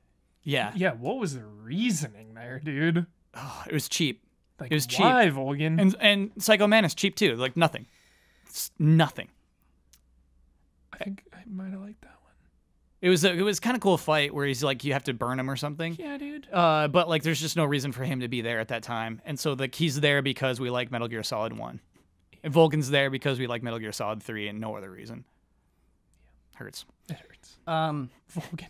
I guess to maybe put a pin in the Valkyria Chronicles 4 discussion is it's funny because I do feel like, hey, what didn't you like about this game? I have a bunch of stuff to say. But I feel like I say that stuff so enthusiastically because of how much I love this game. It is, in spite of all its faults, in spite of the fact that I don't necessarily think everyone would love it, like, it really resonated with me. Even the times when I was frustrated against a boss or a mission just wasn't going my way, like, this game always went out on top. And just in terms of caring about characters, like, I really, really did. And I think they kind of nailed the ending, as it were, in Valkyria Chronicles 4, and that was awesome. And I hope there's more of it. There will be. Believe. Okay. Valkyria Chronicles is my favorite game that I've never played. Okay. Cool. Straight up, hands down. I know when I hands open. down, or are you just saying that because that's what we're talking about in this very podcast? No, I've thought about this game a million times. One is installed, ready to go on my PS4. Really? Redemption. Okay. Yeah. I'm so ready for that game. Get ready for that big tank. Level up your Lancers. Level up the Lancers. Yep. I need Good advice. I want to play so bad. I need to that play game. 2 and 3. It's just so.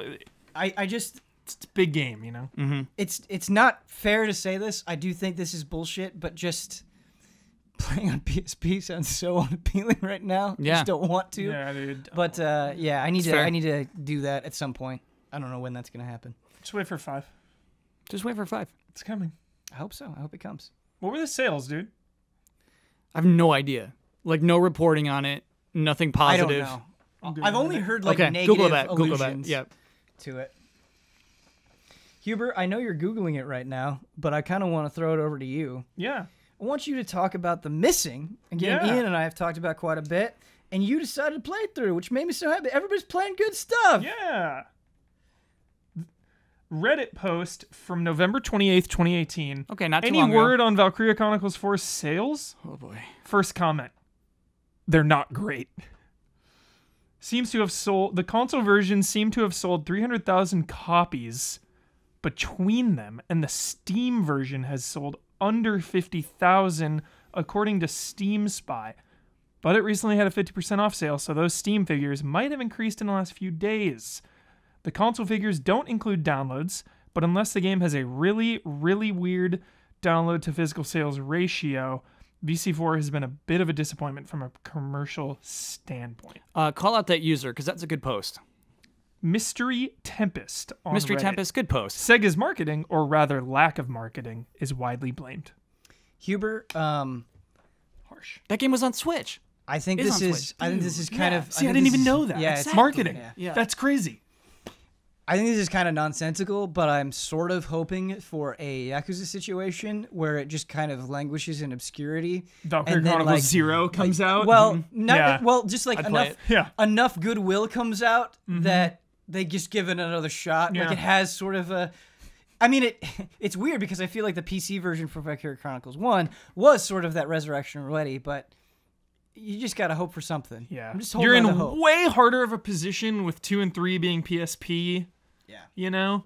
Whereas Yakuza, it's like the prequel came out, and then the remakes of 1 and 2, it's like so easy. They made it so easy for everyone to catch Well, up. plus 2 and 3 are like weird games, dude. They're like you're playing Yeah. as high school students instead. Well, Yeah. they should that's do not a- the setting for 3. Oh, what is 3 then? So 3 I know the least about, but I believe that you're kind of like this disgraced unit where like you're playing as this could be I totally love a disgraced unit. Man, I hate love a saying this and disgraced unit. thinking I could be totally wrong. But I feel like you're kind of like this Black Ops group Dude. off the books. Here's what they need to do. No, I'm in. Valkyria Chronicles Final Mix. But 3 You never have came out 1 over and here. 4 playable, and then like for 2 you have it as a movie, Sure. and then 3 you do like a remaster. I'm in. Okay, go. here we go. I'm gonna Let's read get some a of the final plot. mix. All right. All right, it wasn't as wrong as I'd hoped, or I feared, not I'd hoped. The gameplay takes place during the Second Gallian War. Gallian Army Squad 422, also known as the Nameless, The Nameless. Or a penal dude. military unit. Akatsuki. are a penal military unit composed of criminals, foreign deserters, Dude. Cobra and military unit. offenders whose real names are erased from the records. Oh, this is so cool. This is so Snake Eater. I can't even handle it, dude. Cobra, and you said let's that's go. not in the U.S. That was never released in the So U.S. it was never released in the U.S. I actually have a digital version of Valkyria Chronicles 3 on my PSP, and I've tried making the fan translation work. Maybe I'm just stupid. Maybe I wasn't looking at the right thing, but I haven't gotten it to work yet. So I just need to figure that out, how to get it to work on my PSP. Cool. That sounds really, But I really did purchase cool. it. Yeah. Huber, Yeah. tell me about the missing. Some really hard puzzles. Yeah. Some really challenging puzzles in this game. This is a 5-hour game that took me over 10. Finally cracked on some of these later ones and just looked on YouTube. I was like, I'm stuck. I'm just stuck. IGN, There's, help there's us no, out. There's no Yep. shame in that. Yeah. Been there. Puzzles, Yeah. they get me. Yep. My approach with everything is like, give it a shot. Yeah. If you get stuck, give yourself information, move on. Totally. So I looked up some of these, the ones where you had to like hit the cannonball or the wrecking ball, like land, but then come to on like another place, but land here and then move. It's just very complicated. Yeah. So I definitely got stuck a few times, but The train was me. the train, Yeah. the train. But as frustrating as it was, I never got frustrated, if that makes sense. I wanted to see it through. And I think knowing, like, knowing that the game is relatively short helps. It's not like a situation where it's like, well, I'm stuck on this puzzle for an hour and this is a 20-hour game. It's like, whatever, just get through it.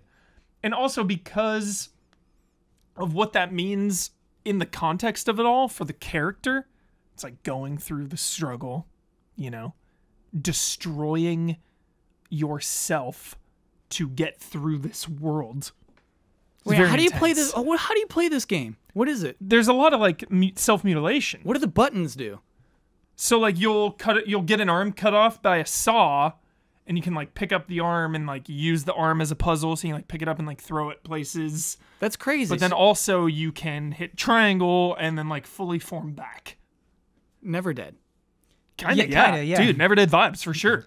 So there'll be like places where it's like, oh, I need to be only ahead so I can roll through and fit in here. Yeah. Whoa. What really, really helped were the environments. Really liked the environments. Cool little forests, cool little diners. Mm-hmm. Really, really helped. On the store, there's a screenshot of a bowling alley. Bowling that almost alley made me buy it. Yep. I almost bought it right after that. That's stuff like that. Mm-hmm. Love that. It's not just, you know, if the whole game was just in endless like pipe rooms. We're all good. Endless lasers. Endless pipe rooms. Yeah, sign me out.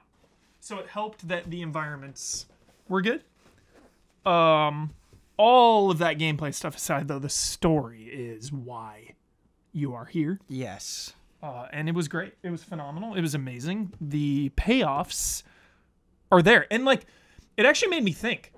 It made me think of my obsession to finish video games. To see them through to the end before you can truly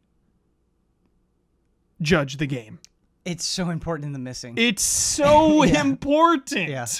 Like, you need to see credits for this game. Mm.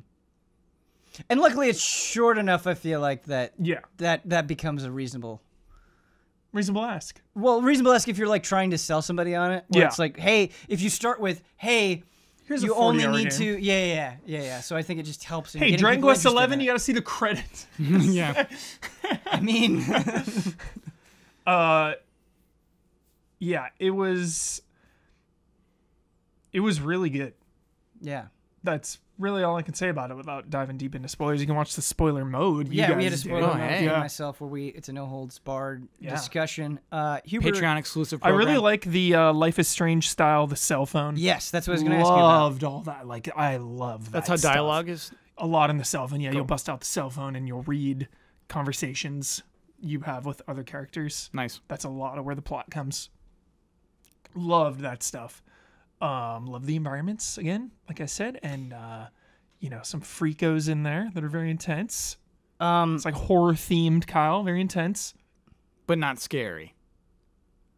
Scary in its own way, but you're not gonna like. It's not like none of that. Okay, yeah.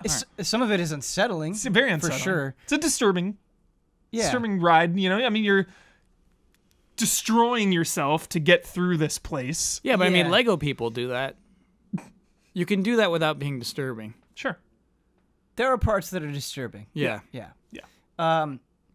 Hubert, what point would you say you were invested? Like, at what point was it just not like I'm just playing this game? At what point were you like, oh, I've got to figure more information out? At what point were you intrigued? When you and Ian said that it's one of your favorite games of last year. So that was what was really driving you, not 100%. necessarily. Okay. Because it's a puzzle game, you know? Like, right. I'm bad at that stuff. Mm-hmm. So going through this game is, I don't want to say a chore, because it definitely wasn't a chore, but like, I'm obviously going to have more fun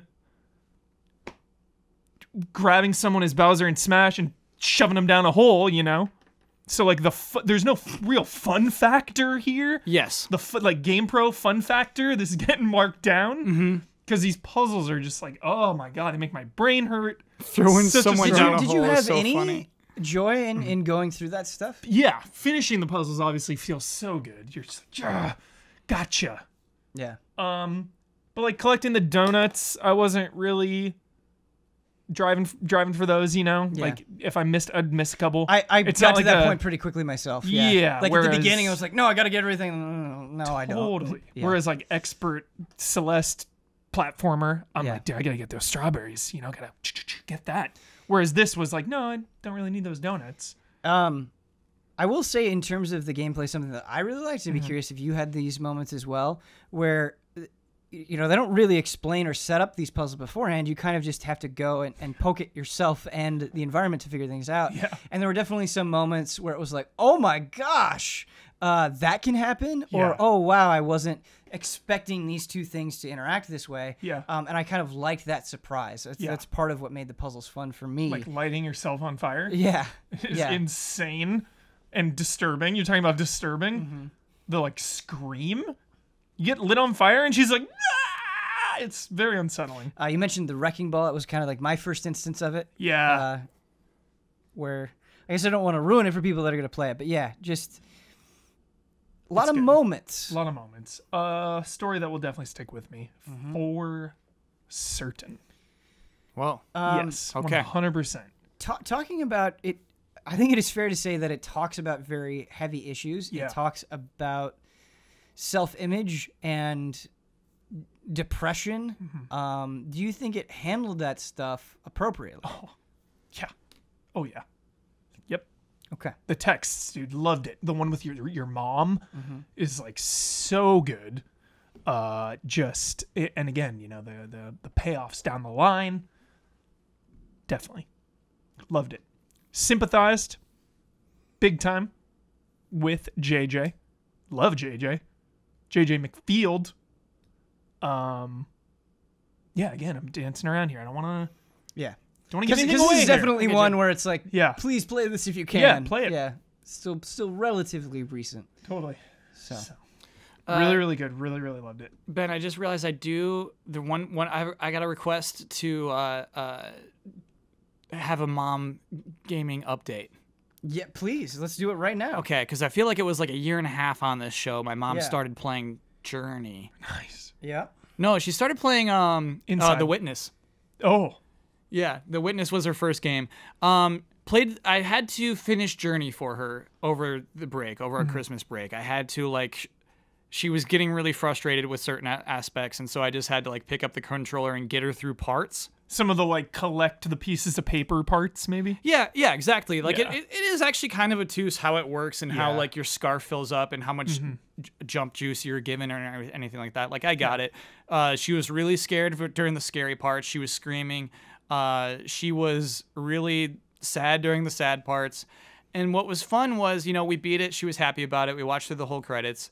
But then the next day, she was like, Kyle, I'm thinking about Journey. And we really went through an adventure. Awesome. So sick. It's do you think we were dead the whole time? I don't know. It's open to interpretation. There's a lot of ways to interpret that. And so it's so cool to have that conversation the day after. She was still affected by it. That's awesome. I do need new mom games. She wants another one, so let me know in the comments. I feel like that's it. The magic door has been cracked. Because I feel like once you have that experience with a video game where it's not just something you do to kill time. Yeah. It's not something you do when friends are over. It becomes personal to you. That's when you're set for life. Then you just seek that high forever. Yeah. That's exciting. Yeah, it's cool. I'm jealous that I don't get to have that with my parents. That's really cool. Yeah, she was way into it. It was fun. It was really, really fun. So yeah, she needs a new one. She told me I need a new game. And I'm kind of at a loss. Ninja Red and Black. Ben, you were talking about the issues the game deals with. The missing. It just had me thinking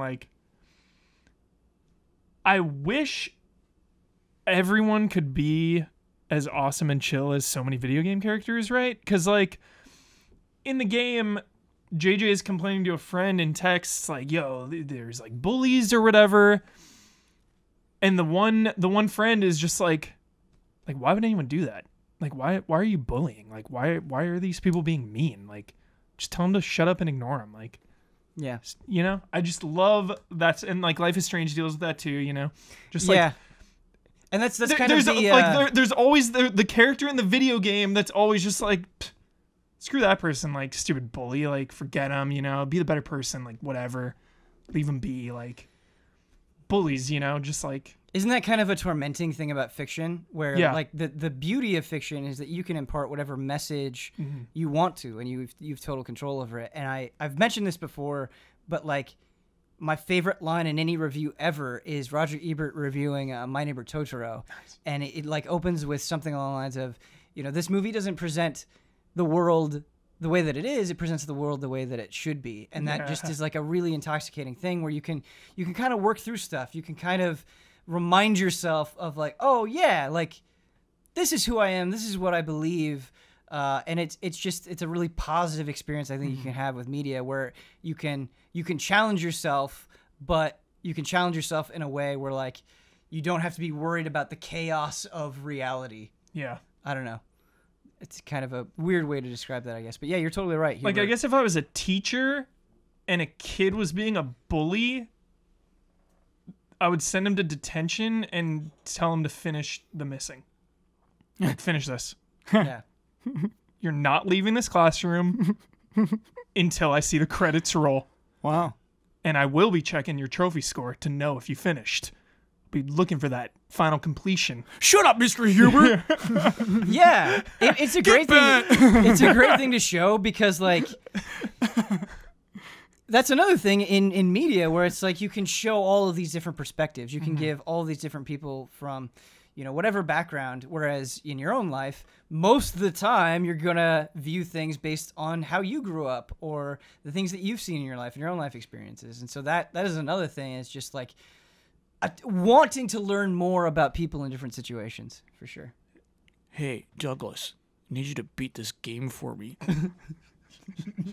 Or I'll beat you up. Huber, I feel like it wouldn't just be bowling, it'd be every situation where you'd be like, you're not leaving until you see Bowser do this belly flop.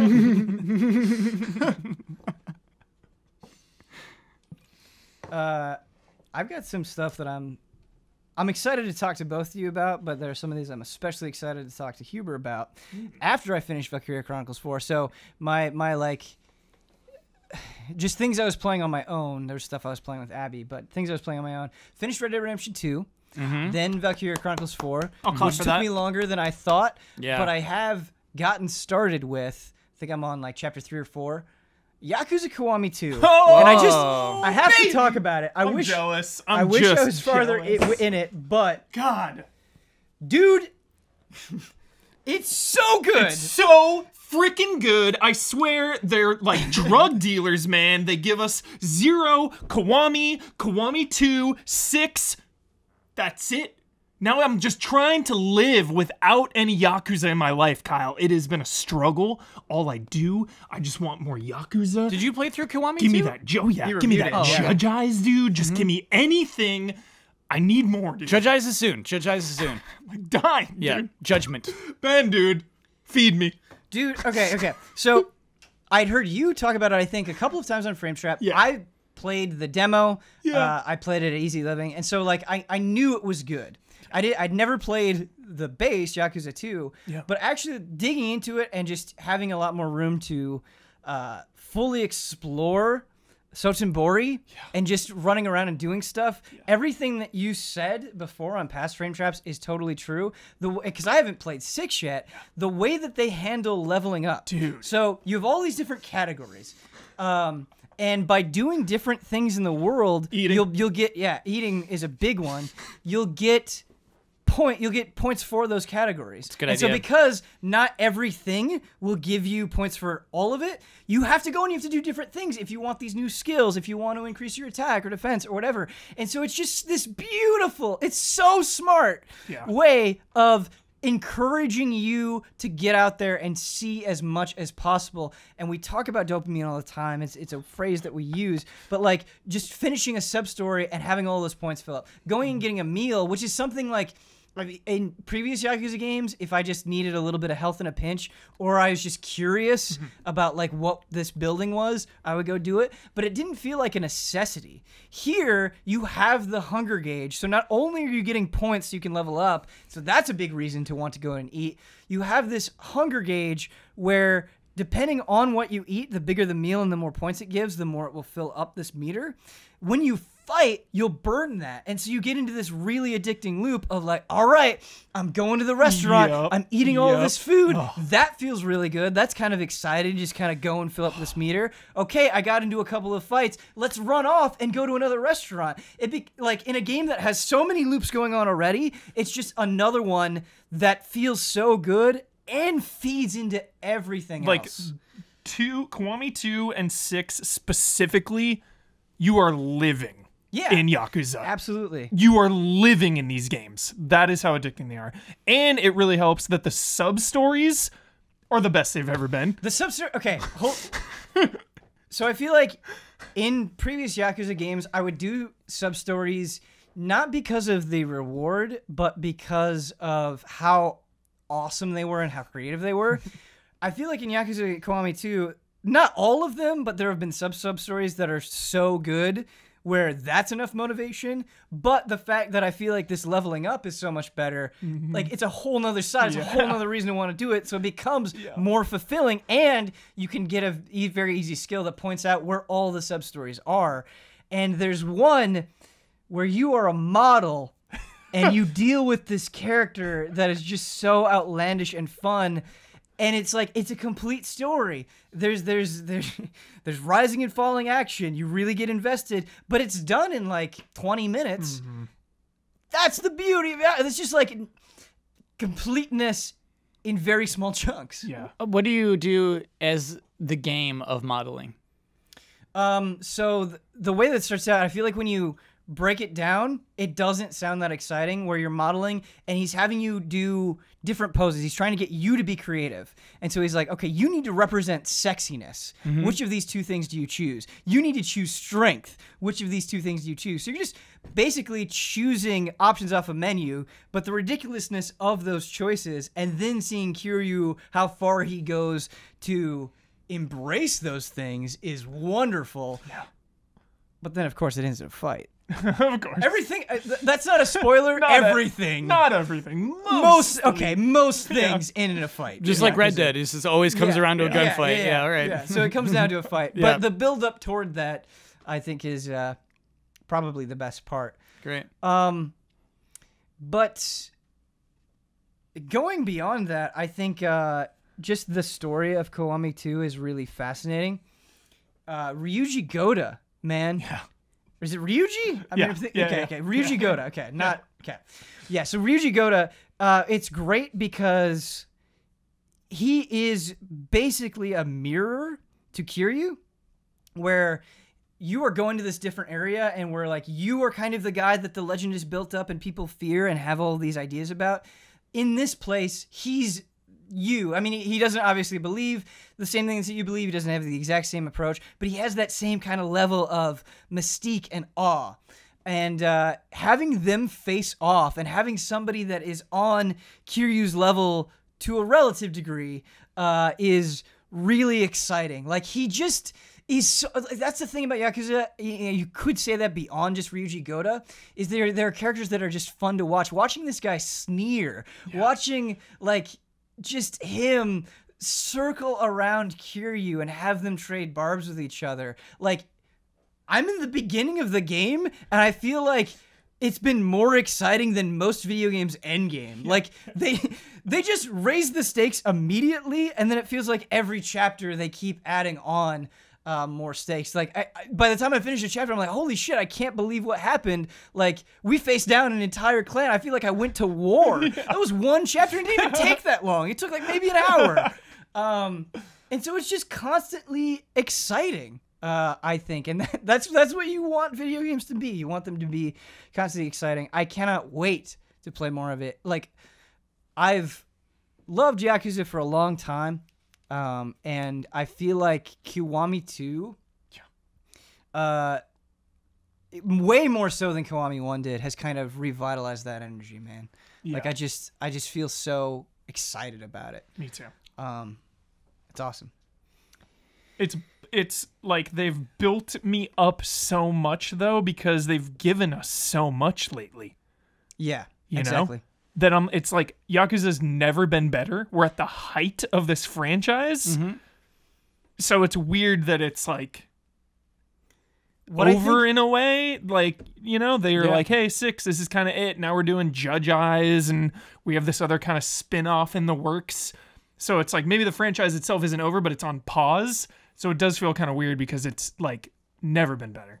Yeah, but Huber, there's 2 things that have me really encouraged. Is I feel like when you can take a series where, like, admittedly you have kind of simplistic beat 'em up combat and still make that fun all these iterations later, that's really encouraging. Like, Yakuza Kiwami 2 feels new. You know, it doesn't just feel like a remake. It feels like a brand new, exciting, awesome game. Dude, the first person.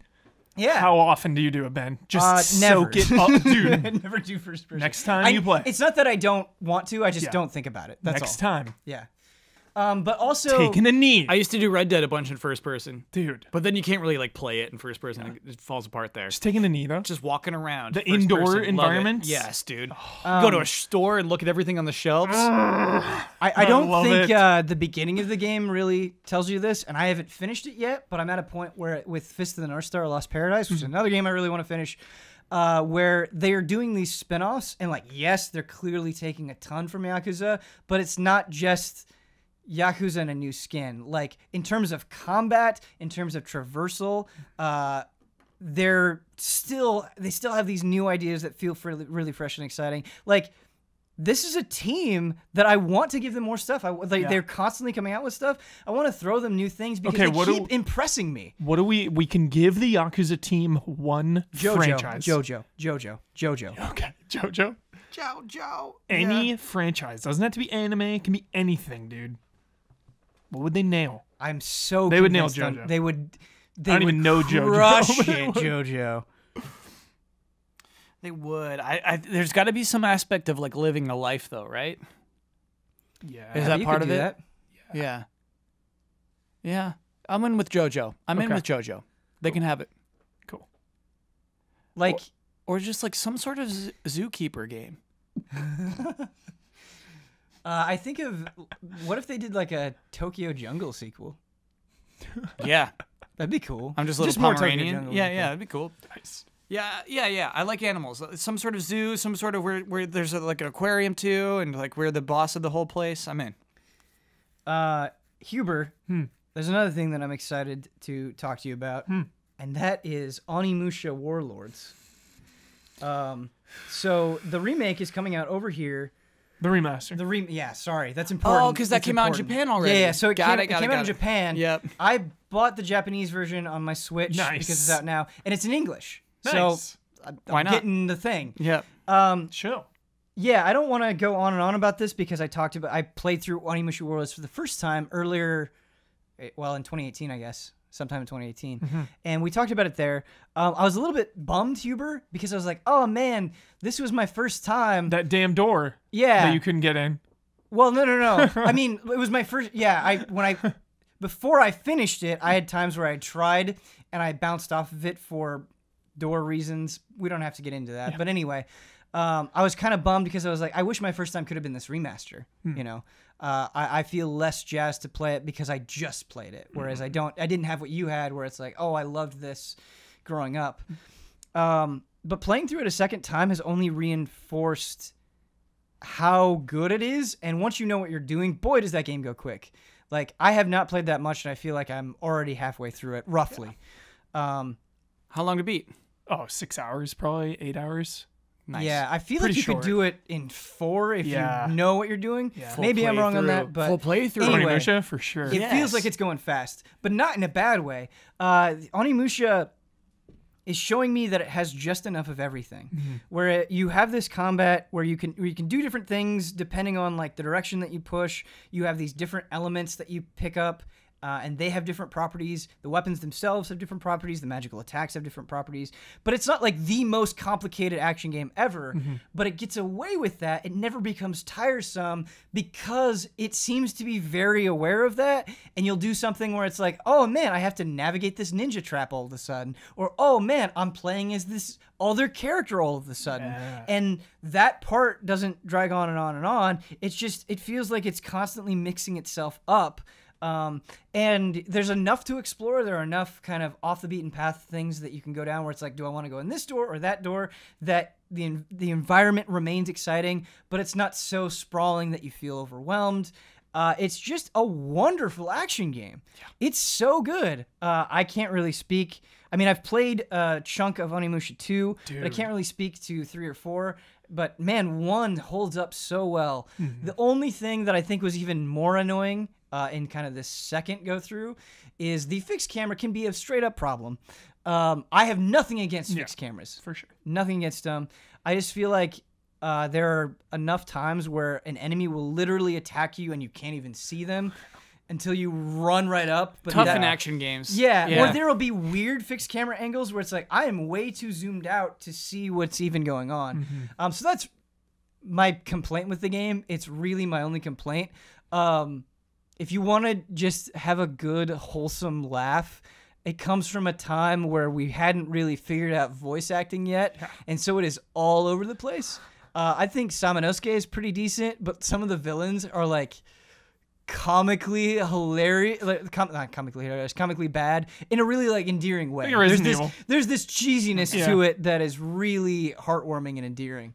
And like, if you've never played Onimusha before, I think you can get into it and love it. It's not going to take that much of your time. I think Capcom should do more Onimusha. Easy entry. Yeah, it's so good, man. Hell yeah. I've been enjoying that second playthrough even more than I thought I would. Reboot for Yakuza Team. Onimusha. No, the show reboot. Okay, I'm changing mine to Onimusha. Good pick too. Yeah. I want to wander around mainframe. You know, I think it'd be sick. That weird little Canadian CG world. Reboot. Oh, I want to talk about how Onimusha 1 handles healing that I really like. I remember the herbs. Yeah, so the medicine. Yeah, so there are herbs that heal you a little bit, and then you have medicine, which heals you a lot. You can turn herbs into medicine if you want. But what I like is when you go to a save point, you don't get your health back. And you don't get too much health from enemies when you kill them. You do, and it's not like it's super rare, but I feel like the healing is sparse enough. Like, they're not overwhelming you with herbs. They're not overwhelming you with medicine, where I feel like I really have to think about it. I don't have that easy clutch of just going to a save point and getting all my health back. Totally. Where I have to make hard decisions of, do I want to save this herb for a boss fight, or do I want to use it right now? There's some danger present. Like, when you get low, you're scared because healing feels rare. And I think that's really awesome. And I feel like not enough games do that, where it's just too easy to get healing. It's all over the place, or there's a crutch that you can rely on. It's actually really nice. I don't think Onimusha is like the super difficult game, but I think that element adds tension in a way that doesn't feel too frustrating. And yeah, way into it. Games used to be harder. Yeah, they did. They used to be harder. No checkpoints. I feel like now, there's just so many checkpoints in games. You die, just do it again. What? You die, just do it again. You're playing Bloodborne? Yeah, even then though, dude. Yeah, I got all my levels up. Just gotta unlock the shortcut. Okay, just here's gotta the boss. farm some blood vials. Yeah, farm a couple blood vials. Boom, back in it. You playing Fortnite? When you die, you die. I don't think that's a fair comparison. No respawns. You lose the match. Yeah, sure. I don't know. Multiplayer though. Yeah. Are you gonna play Onimusha Kyle? No. I'll watch you do it. I'll sit in on a full playthrough. Okay. It's so satisfying to go through, Kyle. Dude, the next one, is it 2? I think it's 2, dude. There's a hub. There's like a market village hub. Now we're talking. There's you can give presents to other characters and increase your relationship with them. That's really money. Yeah, Jubei. 3 is weird in the best way. Genre now. But I was playing Onimusha Warlords on the plane on Switch, and that was wonderful. And I just wish all of them were on Switch. Yeah. That's all. Not much to say there. I hope the other ones get remastered because of this. Honestly, it's got to sell. I think it will. Okay. I hope it does. Hubert, whenever you say something's gonna happen, I just believe you. Yeah, I do. It's happened 3 times already. There's no reason not to. Kyle, budget price, dude. Right before Kingdom Hearts and Resident Evil, dude, people are itching to buy something, dude. Itching to play something. They got all those great gift cards. Boom. They're itching to spend those gift cards. Yeah, Onimusha. Oh, I've heard about this, dude. Yeah. Samurai, let's go. Huber likes it. Okay. Kyle, I feel bad because in the second attempt of our frame trap, we played a little game that won't really work now that we know what the game is and stuff. And so we haven't been able to involve you as much as I would like. So if you have any games that you want to talk about, let me know. Let's play it with Ian. Oh, yeah, Ian's here. Ian, can we play a game with you? We have to have Ian on a mic, though. He'll have to come in. Okay. Ian, come over here. Come on over. Stop making my monster girl. Come on over. Over here. Share a microphone with Huber. So, Ian, I have a list of the games I've played in 2018. Okay. And the game is to guess whether I finished it or not. Oh, okay. I'll keep the tally. Okay. To guess whether you, Kyle Bossman, finished it. Yes. Okay. Wolfenstein 2, The New Colossus. Unfinished. Finished. Oh. Shocked me. Shocked. Shocking. Shook. I'm shook. Hellblade, Senua's Sacrifice. Finished. Finished. You got it. Digimon Story, Cyber Sleuth, Hacker's Memory. Oh, God. Finished? Did not finish. God. Didn't. You betrayed yourself, Kyle Bossman. Well, there's a reason he didn't finish. It's like an interquel. Hey, do you have a word for a sequel that takes place consecutively with a story? Interquel is a good one. I heard you say that. Yeah, all right. A continuum joiner. Yeah. Continual. Rayman Legends. Unfinished. Finished. Damn. I am striking out. It's a hard game. Batman Enemy Within. Unfinished. Finished. Damn. Dragon Ball Fighters. What's there to finish? Unfinished. The story mode. I hate it. I hated it. Oh, yeah, you hated it because Goku talks to the camera. Yes. I don't know if I played for more than 10 minutes. You quit that game. Yeah, unfinished. Jack X Combat Racing. No, it's you. Finished? DNF. Did not finish. Oh, God. Iconoclasts. Did not finish. Right, yeah. Timothy versus the Aliens. God damn it. Probably finished that. Finished that one, yeah. That was off a strong Huber recommendation. What is Timothy versus the Aliens? It's all black and white except for some green aliens. Open world kids game. It's an open world for kids. It is like I think it gets pretty hard, dude. Very, very, very end. But it's a kid's game. Okay. You're like a 1930s gangster and aliens and yeah, it's noir style. Yeah. All black and white except for like these weird aliens. Huber game. It's cool. I have ever heard of. Some platforming in there. And I said, Huber, I'm in. Toki Tori 2. Did not finish. Did not finish. Nice. Octopath Traveler. Did not. We got finish. Toki Tori 2. Yeah. Did not finish. Did I collect all the characters? No. I did collect all the characters. Oh, okay. Bloodstained Curse of the Moon. The demo? The 8-bits version. Yeah. Did not finish. Did not finish. That yeah. one hurts. That hurts me. Yeah, he was really mad about that one. Danger Zone 2. I've never heard of it, so you probably finished it. Did not finish. No hard feelings, just got really hard. Minute. Did not finish. Finished. You finished that? Got that platinum. Oh, wow. Celeste. You did not finish. Did not finish. Yeah, we talked about Celeste. DJ Hero. What? I'm trying to think back to the story of that. Finished? Did not finish. How do you finish that game? Just unlock There's everything? a campaign. There's like you can go through and unlock all the songs. Is that Harmonix? Yeah. I've been playing Drop Mix, the card game. Wait, Harmonix made Guitar Hero 1, but then sold to Activision, right? And then Rock Band? I don't know. Yeah, and then they did Rock Band, so that was not Harmonix, but that was Activision. Okay. By the way, I hate it. DJ Hero? Yeah, I bought it. I got the whole DJ thing. I bought everything off eBay or Amazon. I borrowed mine. I got it for free. Well, doesn't it like suck? DJ Hero 2 is alright. I'm talking about like feedback, about like how good like a rhythm game should be like pop, pop, pop, pop. You're pressing buttons, you know you're nailing it. I got it for free. Is And this with the thing stupid, plastic? it's plastic, a little plastic record that like roll. Getting have something real like vinyl. that, getting something You like could that have for asked free me adds a little spice. 500,000 times, like, what game are we going to complain about today? And I never, ever DJ would Hero. have guessed Never DJ would've- Hero. DJ Hero 1 never came I still up. think the songs sometimes, but yeah, boy. Some of the songs are alright. Yeah, Mario Tennis Aces. Did not finish. Finished. Damn it. Moss. Finished. Finished, yeah. Airmail. Did not finish. Did not finish. Haha. I'm right at the end. What is that? It's a plane game for the Switch where it's like it's super low budge, but I just like the idea of flying a plane around these fantasy environments. I got all the planes unlocked, and then I'm like, I'm good. I don't need to play anymore. Yeah. Valkyria Chronicles 4. Did not finish. Finished. Damn it. Kyle, who are you? Shadow of the Tomb Raider. Did not finish. Did not finish. Yeah, no. Yoku's Island Express. I like that game, but you did not finish? Finish. I love that game. 100% that game. Oh, I'm proud of you. Donut County. I mean, Donut. finished. Yep. You finished that game in like you accidentally finished that game. Oh, ouch. Tetris Effect. Finished? Yeah. Spyro 1, 2, 3. Finished. 1, 2 finished. 3 did not finish. Oh, I'm gonna count Not that. fair. Count it. 2 Not out of fair. 3. I'm gonna count that. Super Smash Bros. Ultimate. World of Light. Not finished. Finished. I thought it was like insanely long. It is. hours. It took a long time. I'm proud of you. Astrobot. Finished. Did not finish. What? That one hurts, Isn't it man. short? It's short. I just got to put on the VR headset every time. Yeah. that's true. Yeah.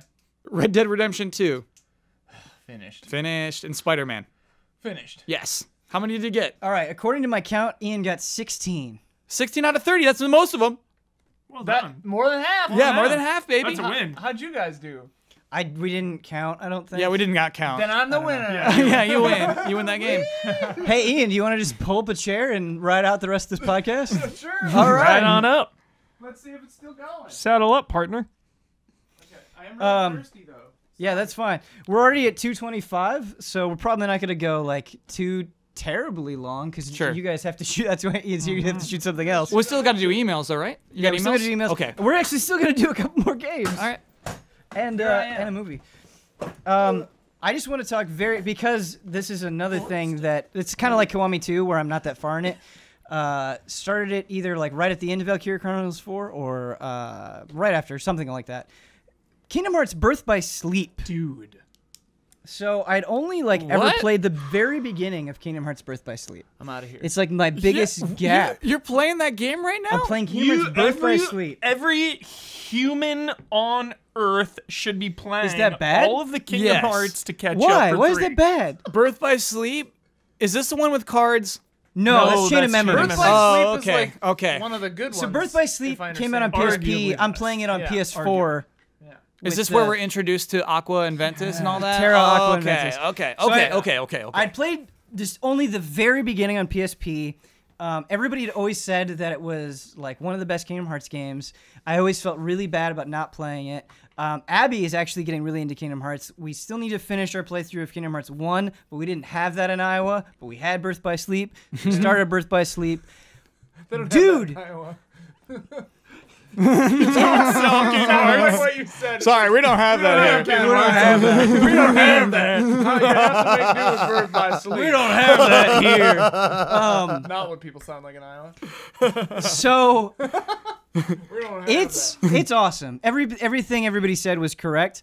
I think honestly, it is the most I've ever enjoyed combat in Kingdom Hearts. It's very overwhelming. It has a bunch of weird names at first, like D-Link threw me off guard. But I don't like the D-Link. I actually really like it. D is for Disney. That's where you do this thing, right? No. The What's D-Link. that thing?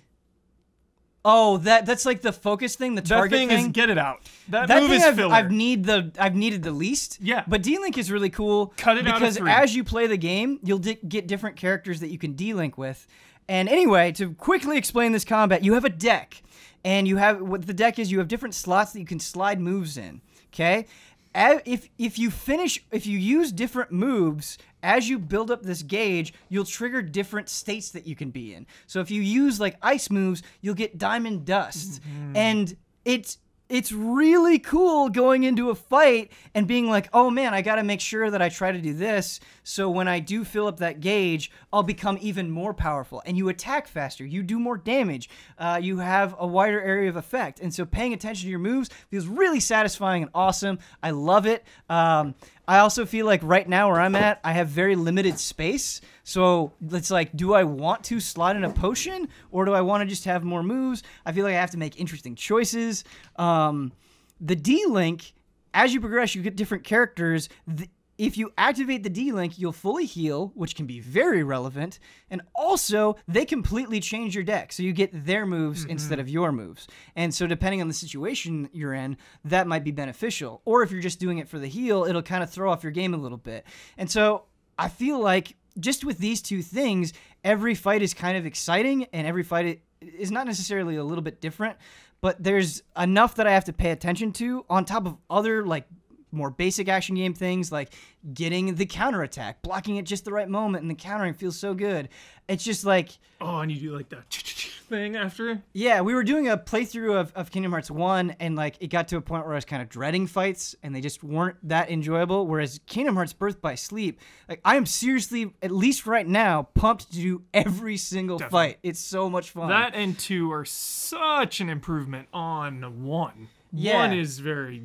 bare bones, very rough. So yeah, I've played through Kingdom Hearts 2. I'd only ever played through Kingdom Hearts 2 on standard, and it was pretty basic. Not basic in terms of systems, but I felt like I played it when it came out in like 2005. I remember it feeling pretty breezy to get through.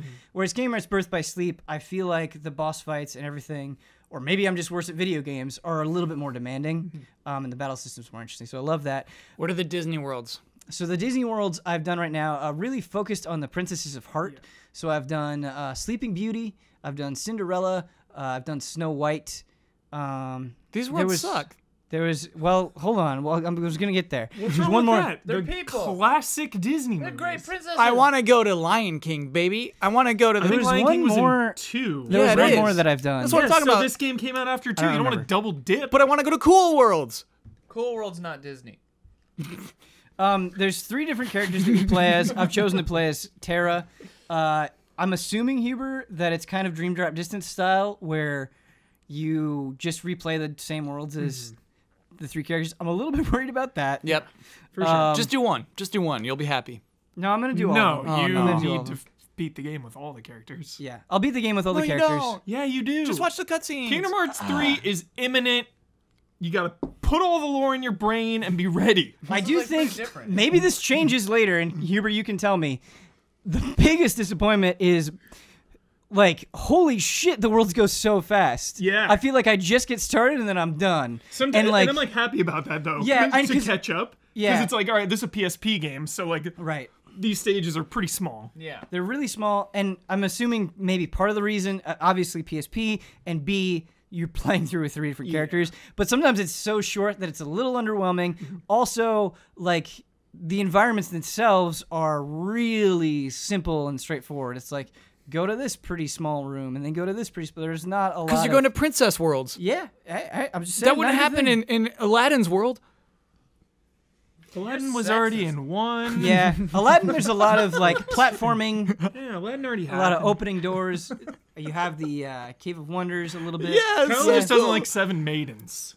Jasmine's a It's princess. seven maiden Nala, situation. you got Nala in there. I don't mind the maiden worlds. I just think that the way they present them is a little simplistic.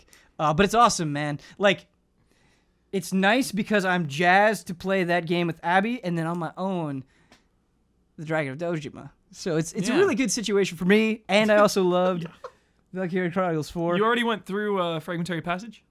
Yeah, I've played Fragmentary Passage. Dude. Yeah. Now I feel like I wish I would have played Birth by Sleep Fragmentary before, Passage. but whatever. Sorry, sir, you've got Fragmentary Pass. Fragmentary Passage has some good Snow White stuff. I like the cave. See? Yeah, Oh, really- Fragmentary Passage looks gorgeous. Yeah. Also want to commend the boss fights so far in Birth by Sleep.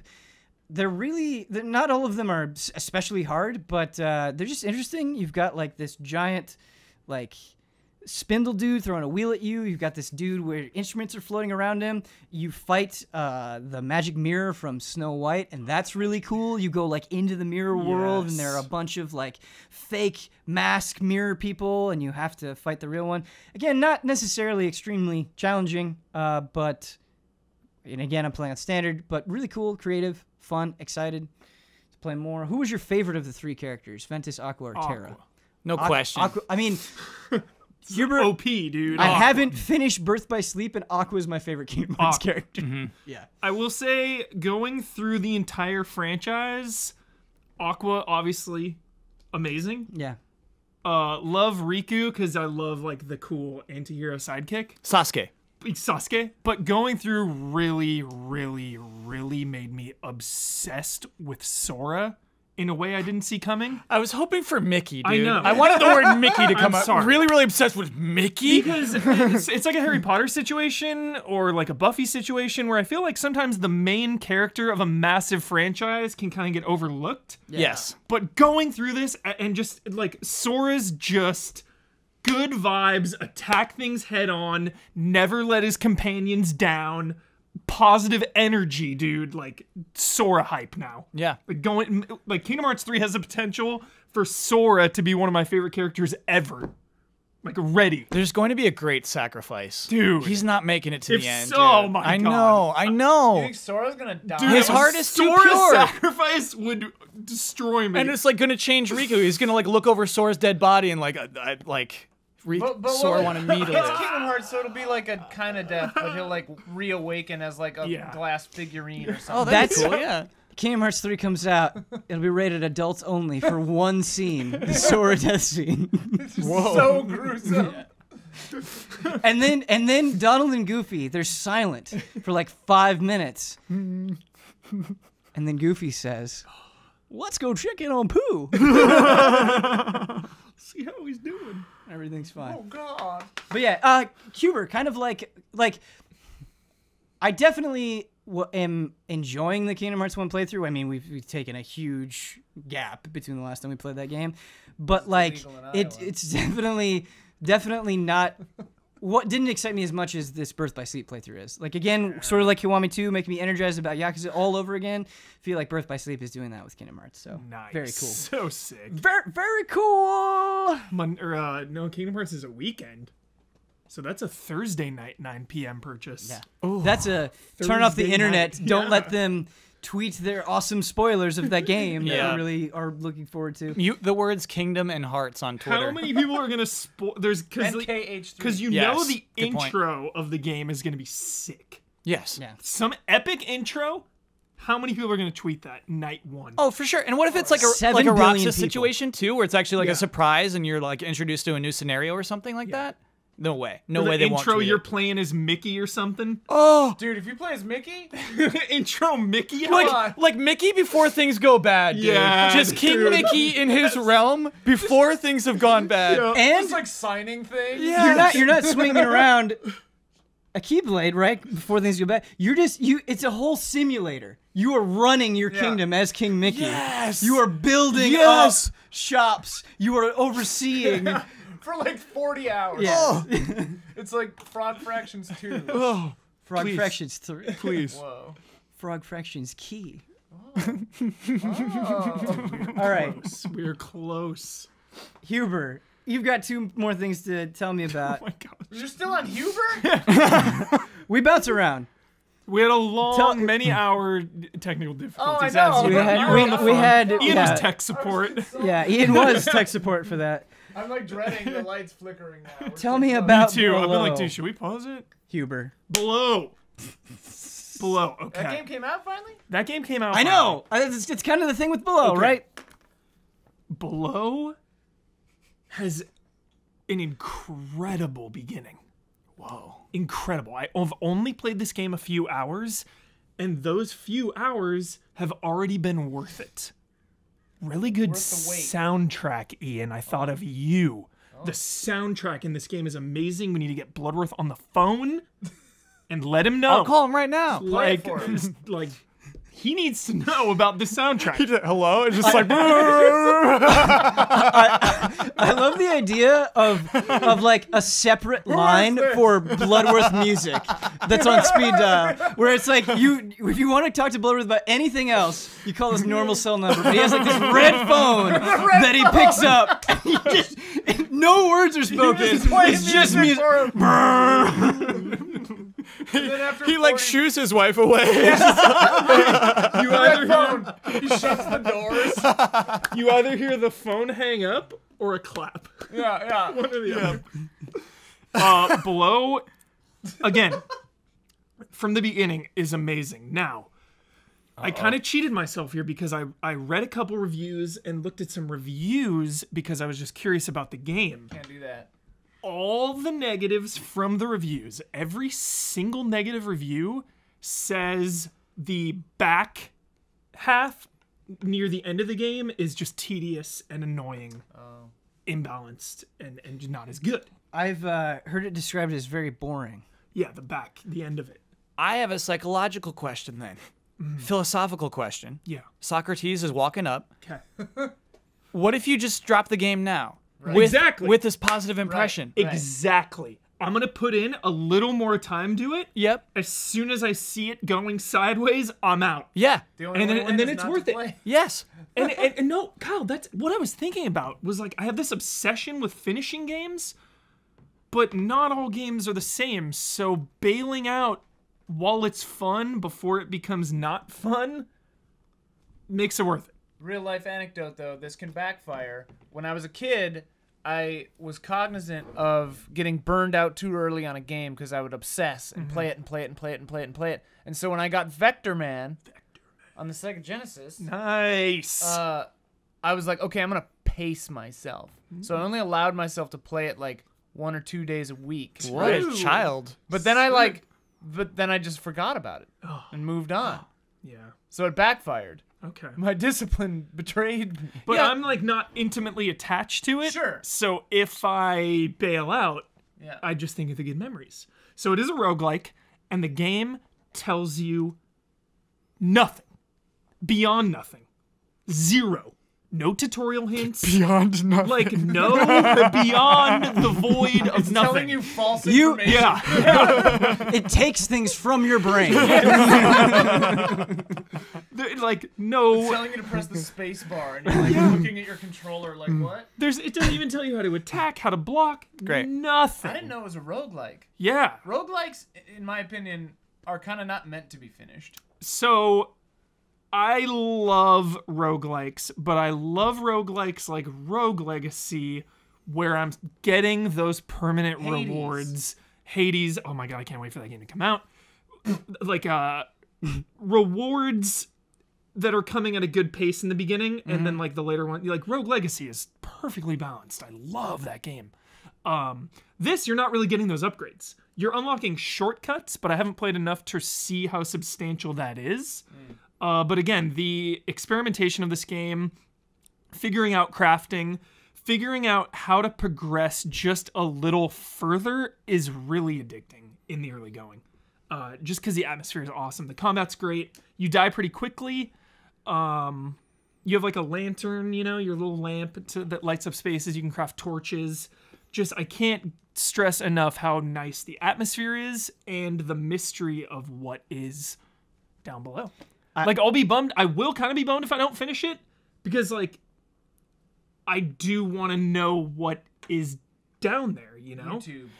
For sure. And YouTube, It's not as cool as you're thinking. one of the comments I read from the review is like, the end was what I expected. Yeah. More questions than answers. Oh, no. And it's like, okay. Oh, no way. Yeah. Yeah. I really want one of these games to just legit have Peter Molyneux at the end, just sitting in a cave.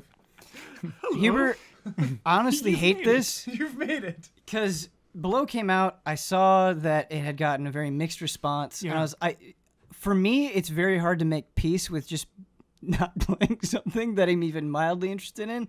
Yeah. And I still may not play this, but now that piece is gone. Now you've kind of stirred it, and now I feel like I'm missing something. Now I just feel bad. Just play the beginning. You would enjoy it for a little bit.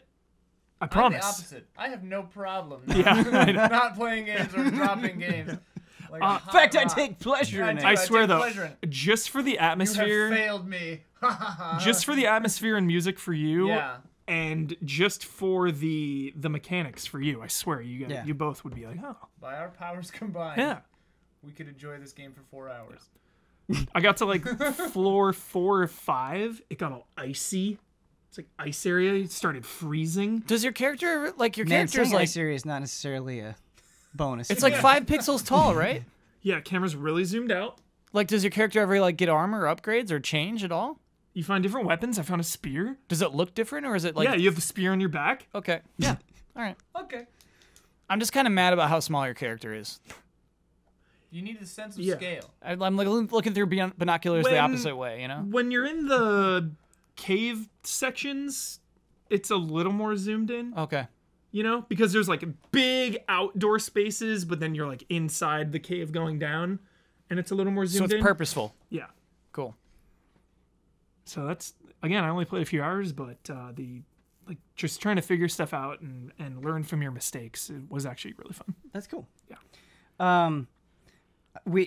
The reaction shots that we're supposed to shoot is like hours late because of the technical difficulties. Technical difficulties. Yeah, Tech diffs. not really anyone's fault, but we're gonna try to move this along. I don't mean to make this. What's up? You just saying? Has there ever been a game called Earn from Your Mistakes? Probably not. Not that I know of. It could be any number of things, but that's a good title. Are you doing EARN or URN? I think Earn. EARN. Oh, okay. I think Earn from Your Mistakes should be a dating simulator. Whoa. Wow. I Could think be a roguelike, could be a shop Rogue, simulator. roguelike dating simulator. I'm doing URN Earn, and it's just like Oh. about like just like if you make a mistake, they kill someone you loved. So it's like this agency has contacted you and says like don't slip up, and then like if you do slip up, they kill. They But deliver they're really an Earn like for your they're mistakes. like really charming about it. Like, Yeah. hi, you're being contacted by Earn from Your Mistakes. Yeah, and it's like I want to leave. I'm out. And Knock then on it's just the door. There's yeah, just it's just like a new Earn, and Earn. it just says Grandma on it, and you're like, ah, that is dark, Kyle. I'm a dark guy. 2019, baby. I'm growing out the goatee, man. Just born in Are you? No. Please don't. Hey Huber, is Aquaman good? Dude, yes. Did you see it, Kyle? Kyle. Yes. No, I'm not going to hear it. The setup for this was Ben's out of time. I have no time for talking about how good Aquaman is. Listen, Do you have time to talk about bad? Yes. here is what 2018 taught me, Okay. is that with the amount of streaming happening in our lives right now, with the amount of content there is and how good TV shows are, Why not slum it? there's See Aquaman. there's never been more of a reason to go to the movie theater than for big budget special effects. It's one of the only things that they get right that a home theater it'll win every single time. Every single time theater experience Huber, I have to tell for you- big budget wins out at home. I don't. Outside of maybe Avatar, I don't know if I've ever loved special effects so much that I was like, this is the reason to see this movie. Like, it's never been. I just can't force myself to care about it. Sound also. Spider-Verse in the theater. sound. Very good. for Love sound. sound. I did see Spider-Verse over the break, and it's Dude, amazing. So good. all the trident fighting, like this movie has Brought back the trident. dude, so much action in this movie, maybe a little too much. By the time the final fight rolled around, I was like, whoa, are we doing this right now? There's been so much action. Yeah. Of course, this movie has problems with the writing and the acting. Did Both. you Those are like important whisper to elements in somebody?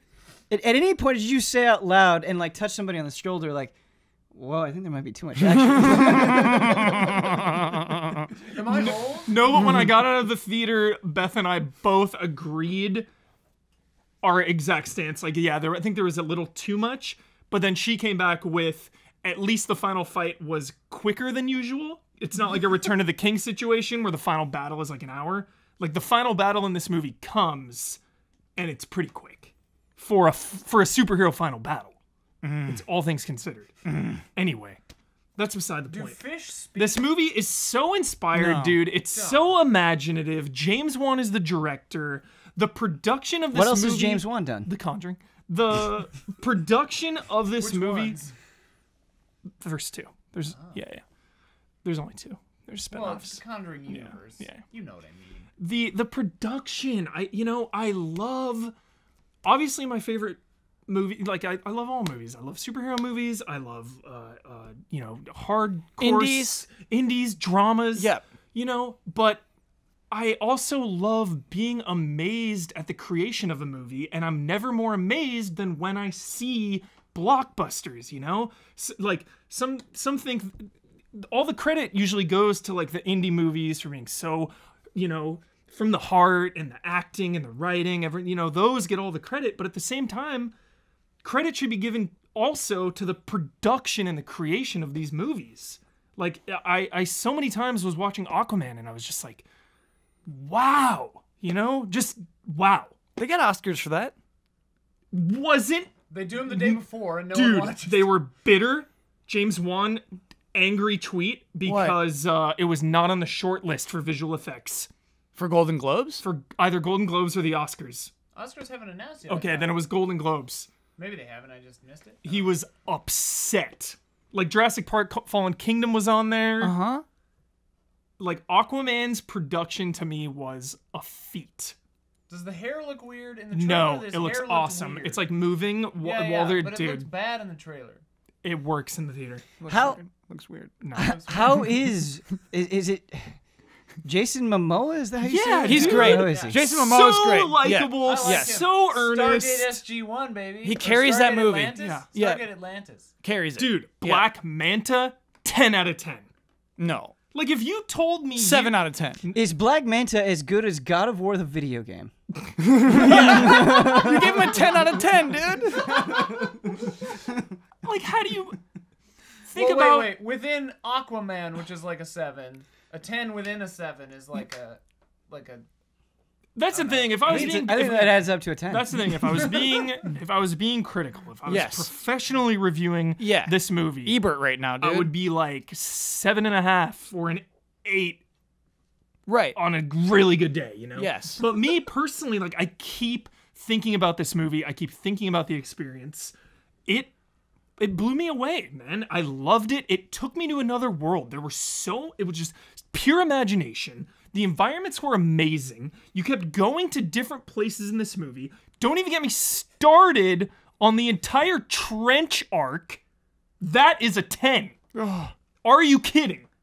The flares? They got a trench in there? There's The Dark Souls boss, this dude. feature movie has anime arcs? Love the boss. Dude. Like, what's happening? I'm with you at the end of the trench arc. What I'm with you at the end. What of is the the trench trench arc? This movie You just keep saying the trench arc. No, there's arcs in this It's movie. an adventure. The movie's an adventure. The movie for is sure. 2.5 hours Yeah. long. Season of a show. Yeah. We're not ending this podcast until I know what the trench arc is. They have to go to the trench to retrieve something. The trench are a What race. trench? They're a race of like creepy monsters. Yeah. Oh, we're not. They're called the So- trench. Yeah. Yeah. That's a cool name for Yeah. a race of creepy things. Yeah. Also, you realize we're doing a movie podcast immediately after this, right? Save something. Yeah. Oh, don't worry. I'll have it up there too. I'm buying I the can't ticket. talk enough about it. I'm buying the ticket know to what- fly. I'm buying that ticket to You fly. know what I'll say for it is Orm, Ocean Master. If you want some Ocean Master hype, reaction shots. Yep. I'm yeah. so glad I'm not on that podcast. You want to be on it? No. I'd tear Orm right out of that podcast. Over the top in the best way, dude. Having not Come seen this on. movie, I have Dude, no that idea what's happening. that shot, how do you not just giggle and be like, wow, What This shot? is how. we, This is how. like, What a shot? lifetime of this. What shot? final battle, Okay. when he lands and his cape is blowing and they're about to have the final showdown, and it's that shot of just him looking back. He's got his trident, he's got the full armor, the mask, and his cape is blowing. And it's time for a showdown. That's a dorky mask. I couldn't get past how the dorky it was, dude. way. It's a dorky It's mask. the mask. It's the original mask. Jim Carrey's the mask? Like, we are Here's the thing. But Jason Momoa is wearing the original Aquaman costume, kind of. It's modernized. You know what I mean? It looks good. Yeah. That mask could have looked good. Dude, I think the mask looks sick. Okay. I love the way it looked. That is a good movie. Bad mask. With the caveat, though, again, a lot of people out there know this. There are movies, even like Avatar, designed for the theater. Oh, yeah. Sure. Yeah. I'm not gonna Don't watch it on your phone. I'm not gonna watch Aquaman again on TV. On a Yeah. bus. Maybe I will if I'm like doing a DCEU marathon at some point in my life, if that day ever comes. It won't. But Things like Jupiter Ascending need specific. Jupiter Very Ascending, true. exactly. Yeah. Like, I didn't even see Jupiter Ascending. Just your experience. Seeing this movie in the theater was so much fun. Hubert, I gotta say, I'm very surprised. When I watched the Aquaman trailer, I was like, "This looks bad. Looked really bad." And then it reviewed really well, and I was like, "Huh?" And Crossed you, $1 billion? obviously, the Huber effect helps. You got a Across the billion bill. dollars? Yeah. Over a bill. Word That's- of mouth. I think that's all Jason Momoa, dude. Didn't Oh, yeah. Venom do like Kids now. crazy Yeah, well Venom too? Yeah. Yeah.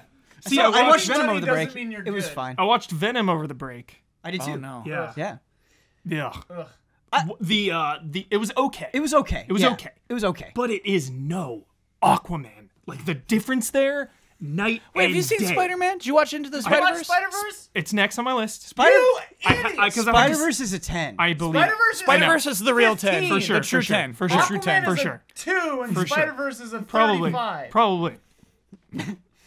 Windows 95. Windows 95. The old mandatory update rating system. Windows 95. I was gonna see Spider-Verse the night I saw Venom, but the Oh, you made a mistake. time. Yeah. Because Things happen. sometimes Things it's Things like happen. yeah, Life is confusing. the time of the show times. There it is. We do have a spoiler mode for Spider-Man Into the Spider-Verse You did? exclusive on patreon.com/easy-allies. Sell it, baby. Let's Yeah. do another one. I want right. to talk about it. Yeah. I wasn't part of that spoiler. Yeah, It'd be sorry. fun. We'll have If our you do own. a second one, that actually second opinion or something, that'd be cool. And Lastly, it's just the same. We're like, we love We should do a second spoiler mode for Into the Spider-Verse and only talk about Venom. lastly, Sorry, the showtimes got weird. We had to see Venom instead. So we're talking about that. I really need to drive this last point home on Aquaman. I'm sorry. I'm sorry we're derailing you Oh, so much yeah, on yeah, your yeah. Aquaman conversation. It has been rough. The kills. That action. It's one thing to be an action movie and to see it in the movie theater or to see it in IMAX, whatever. But when the action has impact, when it's like Dredd or John Wick Yeah. or Winter Soldier, there's good action, So you're telling me that Aquaman confirms the kill? dude. He like tridents a guy in the so- forehead after killing him already? Let it out, Kyle. It's okay. Because I feel like I'm drawing this conversation out because I disagree so much. I don't understand how. You didn't feel feel the kill? every It's in the hit. trailer. It's in the trailer. You feel every hit. The giant war. You feeling all those hits? Dude, like when the No. submarine is attacking? It's like two bath toys bumping into each other, dude. You do not feel that. two bath toys? Yes, it's just like a bunch of little action figures in a pool, just That's like clashing. only the final battle when Yes. it's like Lord of the Rings large-scale That's war. what I hate. I hate that part. But there's like 10 battles that are one-on-one. Okay. All right. All those fights. I'm in for those. Yeah, there's only one. Can't all I thought be that's what you were winners, talking huh? about. Is that last part?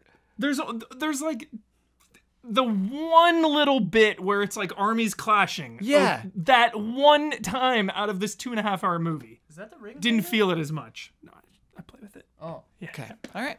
That one scene. Do you want to say I don't regret watching that movie? I think it's a good theater movie, as Huber said. Bad movie, good theater movie. We're going to move on to emails. Aquaman, dude. Okay. We're only gonna do one email. James Cameron. Sorry, everyone. We took up Sorry, your everyone. space. We took. If you would like to send, we'll do 3 next time, but we're only gonna do 1 today. If you'd like to send an email, the address is askeasyallies@gmail.com. Again, the address is askeasyallies@gmail.com. I'm gonna throw this first email to Ian. Oh. Obviously, we can all answer, but I'm gonna give Ian the first take at it. Character of the decade is the subject. Give me a minute. Yeah. 2008. Hi, allies. Okay. I'm watching Huber's stream of Arkham Origins DLC, Cold Heart. Dude, yes. And it struck me how lucky we've been to have so many great Batman games. A decade ago, it would have seemed impossible, but in the years since, including the Arkham and Telltale games, we've had 6 Batman games that I love. Has any character had a run of games in the past decade that can rival Batman? I have an answer. I might need help. Yeah, I gotta think about this one. Solid Snake. Oh. Okay. Yeah. No, But that's not the last decade. 2008. I think 2008. you're in. Yeah. You're in with 4. You're in with Metal Gear Solid 4. Snake. Well, When was 3? 04. 3 was Yeah. 3 was 04. Yeah, 3 was 04. Okay, so it's out. What? When is Peace Walker? I think that's 2010. I really like Peace. We don't have to get into that again. But anyway. you said Solid Snake. Solid Snake. Oh, that's true. That's just a good point. Solid Snake had 1 game, dude. Yeah. Yeah, that That's doesn't just work. 4. Yeah, he's right. Solid Snake has. Oh, because we're Yeah. 2008 Yeah. to 2018. All right, Yeah, he's right. Or All right, are we all doing right. 2009 Yeah. to All right. 2019? No. The answer is Goku. But you hated No. him in Fighters. Hey, he's had a good run. The real I answer would give it. is Kiryu, Yakuza. Ooh, Incredible that's a good one, Ben. decade. That's a good one. A good Incredible decade. decade. Yeah. It's been a good decade for him. Yep. Yep. Moving on. Win. That's it. We're done. That's the victory right there. Winner. Yeah. Master Chief's had a bad 10 years. Yeah. His 2 best games are outside of the decade. Lara been Croft rough. has not had a great decade. Nathan Drake's riding high Nathan right Drake now. was doing okay. Had a I really feel like good this run. is like a stock market. Yeah, this is fun. Nathan Drake had a good run. When was Red Dead 1? 2010, 2009. So you could Marston's? say Marston's had a good time. I think Red Dead might have been 2009. But not best of the decade. Mario's had a good run. Mario. He's had a good the run. Nintendo characters. I would argue that Link has also had a Link good has decade. had an amazing But is it decade. different Links? Oh, boy. No. He's right. It's different links. Sometimes I Everything hate besides everything. Breath of the Wild Hey, is a if we would fictional give him legend. Solid Snake, we have to break up the links. Obviously, lightning. Lightning. Lightning. Hell of a run. Hell of a run. I mean, she's a model now? Yeah. Hell of a God, run. what? What if she's had a baby by now? That game came out a long She time could be ago. married. Yeah. Who knows? Quaylana. Had a baby, killed it, Joffrey. resurrected it as a god. Dude, been watching, going through Game of Kratos. Thrones. Yeah, I need to do that. Dude, Don't season. spoil Game of Thrones for people right now. Okay, Yeah, yeah. sorry. Last We're season too coming close. up. Yeah. Oh, Catch don't up. look- If- So hungry, man. If you're not spoiled yet, don't look at any promotional materials because they are every single major It's- spoiler. Beyond It is stupid. hilarious. I like it. I think it's Honestly, pretty I awesome. like it. I mean, it's Yeah. like, go for it. Whatever. It's for the No. fans. It's for the fans. No, you don't need to spoil a whole You series in can't, your you can't advertising. hold back this moment Yeah. for anyone. You're either on the train or you're not. This is a like If when you're that interested, you better get on the train. when You're that on the trainer. Screw you. when that final season debuts, it's gonna be a world event. I feel like, dude, every and single you have person. to watch it live, or you will immediately be spoiled. Yeah. And there's a character dying every episode, Oh yeah, like 2 or 3. 'Cause there's of only you. 7 They're just gonna episodes, pick right? them off. Yeah, something like that. It's like entire nations are just gonna be wiped out per episode. Yeah. They have to. Probably. Are they going to set up for a spin-off? Well, there yeah. are spin-offs There- coming. yes. Oh, okay, so, but yeah, they're the- prequels. Yeah, well, I feel like what we know Whatever. about so far is the Well, prequel. there's one that's a prequel, and I assume like 5 others. I'm so in. Gotta Sora's make that had a money. bad run. So like Dream Drop Distance is all Sora's had in the Sora's last 10 on years. timeout. Isn't that crazy? Sora's on Yeah. timeout. Well, no. Birth by Sleep was 2010, I think. but Sora. Sora. Well, Is he in that game? isn't he? No. No. We don't talk about hearts. If we can't have Solid Snake, we can't have hearts. Yeah, Sora, not really.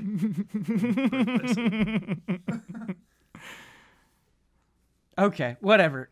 That's frame It trap. was a fun question. The Dragon. Okay, whatever. That's frame trap. Dragon of Dojima, though. He wins. That's my favorite way. Dragon of to end a Dojima. He wins. Best, Dragon of Dojima. best decade. Yep. It has been a really good decade for a journey. Yakuza. If you would like to send an email, the email address is askeasyadas@gmail.com. I can't believe I've done this whole podcast with my hood up. It's a good look. I'm glad. So this All is the, 3 of you. Just I'm- really don't want the thing to fry right at the finish line. yeah, Huber, you were Get us right. out of here. You were right. Third time was a charm. Yeah. We managed to get through this. Hope you enjoyed the episode. Thanks for joining us, Ian. Sorry that we made reaction shots so late. Hey, I don't care. We're going to talk about Orm. Whatever the hell that is. No, we need to end the Ocean show. Master. We need to end the show. All right, everybody. Until next time.